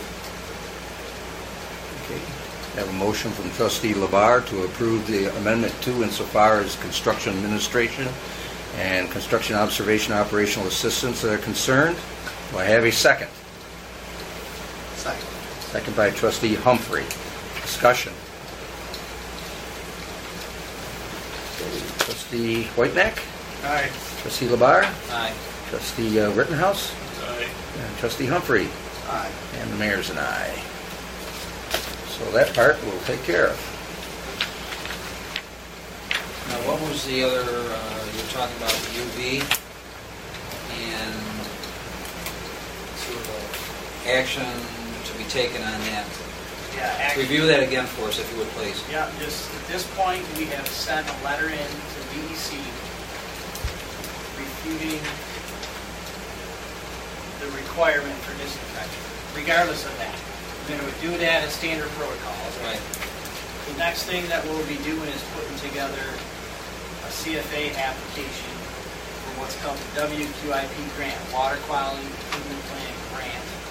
Put that in by the end of July. In the meantime, we'll assemble change order documents to incorporate the UV into the project so that we can get that to the contractors and get a price for that. Be a change order. The alternative to that would be to go out and bid that portion of work and do a whole another contract. It's up to you guys really if you think it's worth bidding. Since we have 2 contractors, general contractors on the job, I would probably suggest at this point we get a price for each of them. We would put regular plans and specs together, not to the same extent that we would if we had to go to bid, but enough to get a price and make sure we get the equipment that we need. Then once we get that price, we'll sit until we hear back from DEC for certain that we've got to make a move. And then at this point, so long as the project budget still looks good and will cover the cost, we can move forward with that work. So what are you looking for us tonight, if anything, in that process? Nothing tonight. Okay. Really just was trying to provide the information to you. Okay. Well, we need to give permission to move forward with the grant. 'Cause we're if going to you want to go do it- forward with the grant either way, because even if they say no, but there's a grant at WQIP or whatever it is. Yeah, as part of our administration for the project, I was just going to do it. If you want to do a resolution that we apply for the grant, it can't hurt. I think we should. I think it's a I think we no-brainer. should, so that board action's been taken to show that we're trying to move forward with the grant to pay 85% of that incurred cost. Yeah. Because if we don't, it goes back to us, and we pay 100%, someone's going to be upset that we didn't go after that 85. Right. Making a motion? Sure. Okay, second? Second from Trustee Humphrey. Discussion. Oh, Dick will do it again. Aye. Trustee Labar. Aye. Trustee Rittenhouse. Aye. Trustee Humphrey. Aye. Mayor's an aye. Okay. That way it's just, Yeah, It's I good. agree. I agree. Yeah. no, we don't Better want to tried and failed, than not tried at all. don't say fail. Just an option. No, let's try and succeed. Okay, next item we have is a request from a Michael, well actually it was a recommendation from the real property officer to grant the exemption or correct the tax roll to show a veteran's exemption for Michael Mayu. That was, did they all get a copy of that? Yes. Okay, okay, so you know what it's all about. Are there any questions or anything? I'll make a motion to make the tax roll correction. Okay, we have a motion from trustee Labar to make that tax roll correction. Second from trustee Whitenack. Further discussion? Not hearing any. Trustee Humphrey. Aye. Trustee Rittenhouse. I Did you have a question? No, I just see that when the good stuff comes up, they jump on it so fast. They always want to look like the good guys over there. You should have been here the last 2 years. When there was no discussion. I always want to be the good guy. Trustee Labar. Aye. Trustee Whitenack. Aye. Mayor's and I. I just like to note that I was trying to get out, that I would like to make that motion when I was just walked all over. Get over, man. Yeah. Something good. Something good. Leave the flag over here. Boy, let it be an important thing. And Mr. Labar's got his head down, looking up through his eyebrows. Well, I go back further than that, so. Okay, at this time, anyone from the community have any comments concerning any of the matters that were discussed this evening? Yes, Bill? Sidewalk snow removal. Yes. I met a lady, she probably would have been, really walking nice in the winter with the snow that we had. And she was carrying her oxygen, trying to get a little bit of exercise. And she says, these sidewalks are terrible. I said, yeah, I know. Our village used to take and have the sidewalks cleaned by 9:30. I says, but today, they take that money and put it someplace else, and they don't clean our sidewalks. And she said, I wish they would. So from her and all us older people in the village of Dansville that have to take and walk on snow piled this high on a sidewalk, trapped down because nobody shovels their sidewalks, I do not take it kindly, and I wish you would do something about it. Water shutoff. I think you underestimate some of these people. I was walking up Main Street today and one of our workers was shutting off the water, and I stopped and was talking with him, and the people pulled in, and I left and started walking up a little bit further, and two men come out of the house, and they were kind of boisterous. So I turned around and went back and says, do you need a witness? Well, the two guys went back in the house, and the woman came out and says, please don't shut off my water, I'm going to go up and pay for it. Maybe you should have a camera for these people to have some kind of a witness on their side. And when these people come out of their houses and yelling and screaming and hollering, they can be protected. Because our workers don't need to have all that stuff happen. And your fire hydrants, if they don't work, whose insurance pays for the damage of the house? Village work would be understood better if people would come to the village boards and hear all the things that are going on at the table. Water loss from our filtration plant system. Christ Street was just done over not long ago, and they took out the old wooden water pipes that were put in our village 100+ years ago. And we have made a mention of the fact that if in New York City, 30% of the water was lost through leaks, and we've got wooden pipes going through our village, where do you think the leaks are in our village? Now, we tear up Franklin Street. Did they replace the water pipes down there? They didn't replace the sewer pipes, and people in Franklin Street have always had problems with their sewer. And Linguini told the guy it was from the trees on the other side of the street that got into the sewer line and got into his line. And we didn't help him. When are we going to start taking, and like you were saying, take care of business that's for the village?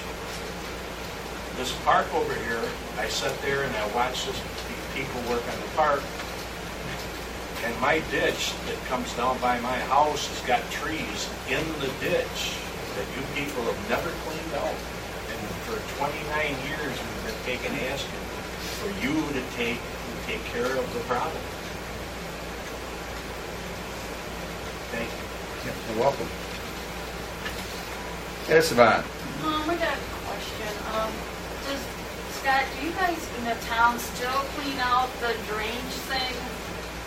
What do you want to call them? Storm sewers? Yeah, because when I walk in the morning, I'll say the intersection of Maury Avenue and Fulton Street, that one has all the stuff in it. I mean, with all the rain we're having, I'm surprised any water goes into it. I mean, I can only see 2 holes because there's so much grass and dirt and everything else is growing up in it. And I didn't know if you guys were still doing that. Yes, there's what, 355 of them that need to be cleaned. I was hoping we'd have a back truck by now, but that doesn't look like it's going to happen. I know with all the rain, Back I'm thinking, if the streets get flooded, I think of that. And I could ask Donnie, how long would it take you, Donnie, 3 guys to clean those catch basins? A month, probably? Probably, maybe more. That's Depending on how full they are. It's a lot of work. It's all hand work. And I don't know how, if you guys have still got the same number on your crew? No, we're short. We don't have as, we lost 3 part-timers this year, so that was... Now, Walt, I still see him home. Yep. He's so nice. That's a discussion we didn't have. And I didn't know some drainage that by our house in Michigan. He has a meeting session. I'm going to ask for that real quickly. I used to have Joel on beat a truck, and this truck shot. Oh, wow. Okay, is there anything else? Now I'd entertain a motion to go into executive session to discuss employee history, work history, and another matter concerning economics. I don't know which one that would fall under. Motion. A motion from trustee Rittenhouse. Second from trustee Humphrey. All in favor, say aye. Aye. Opposed? I'll try to make this shouldn't be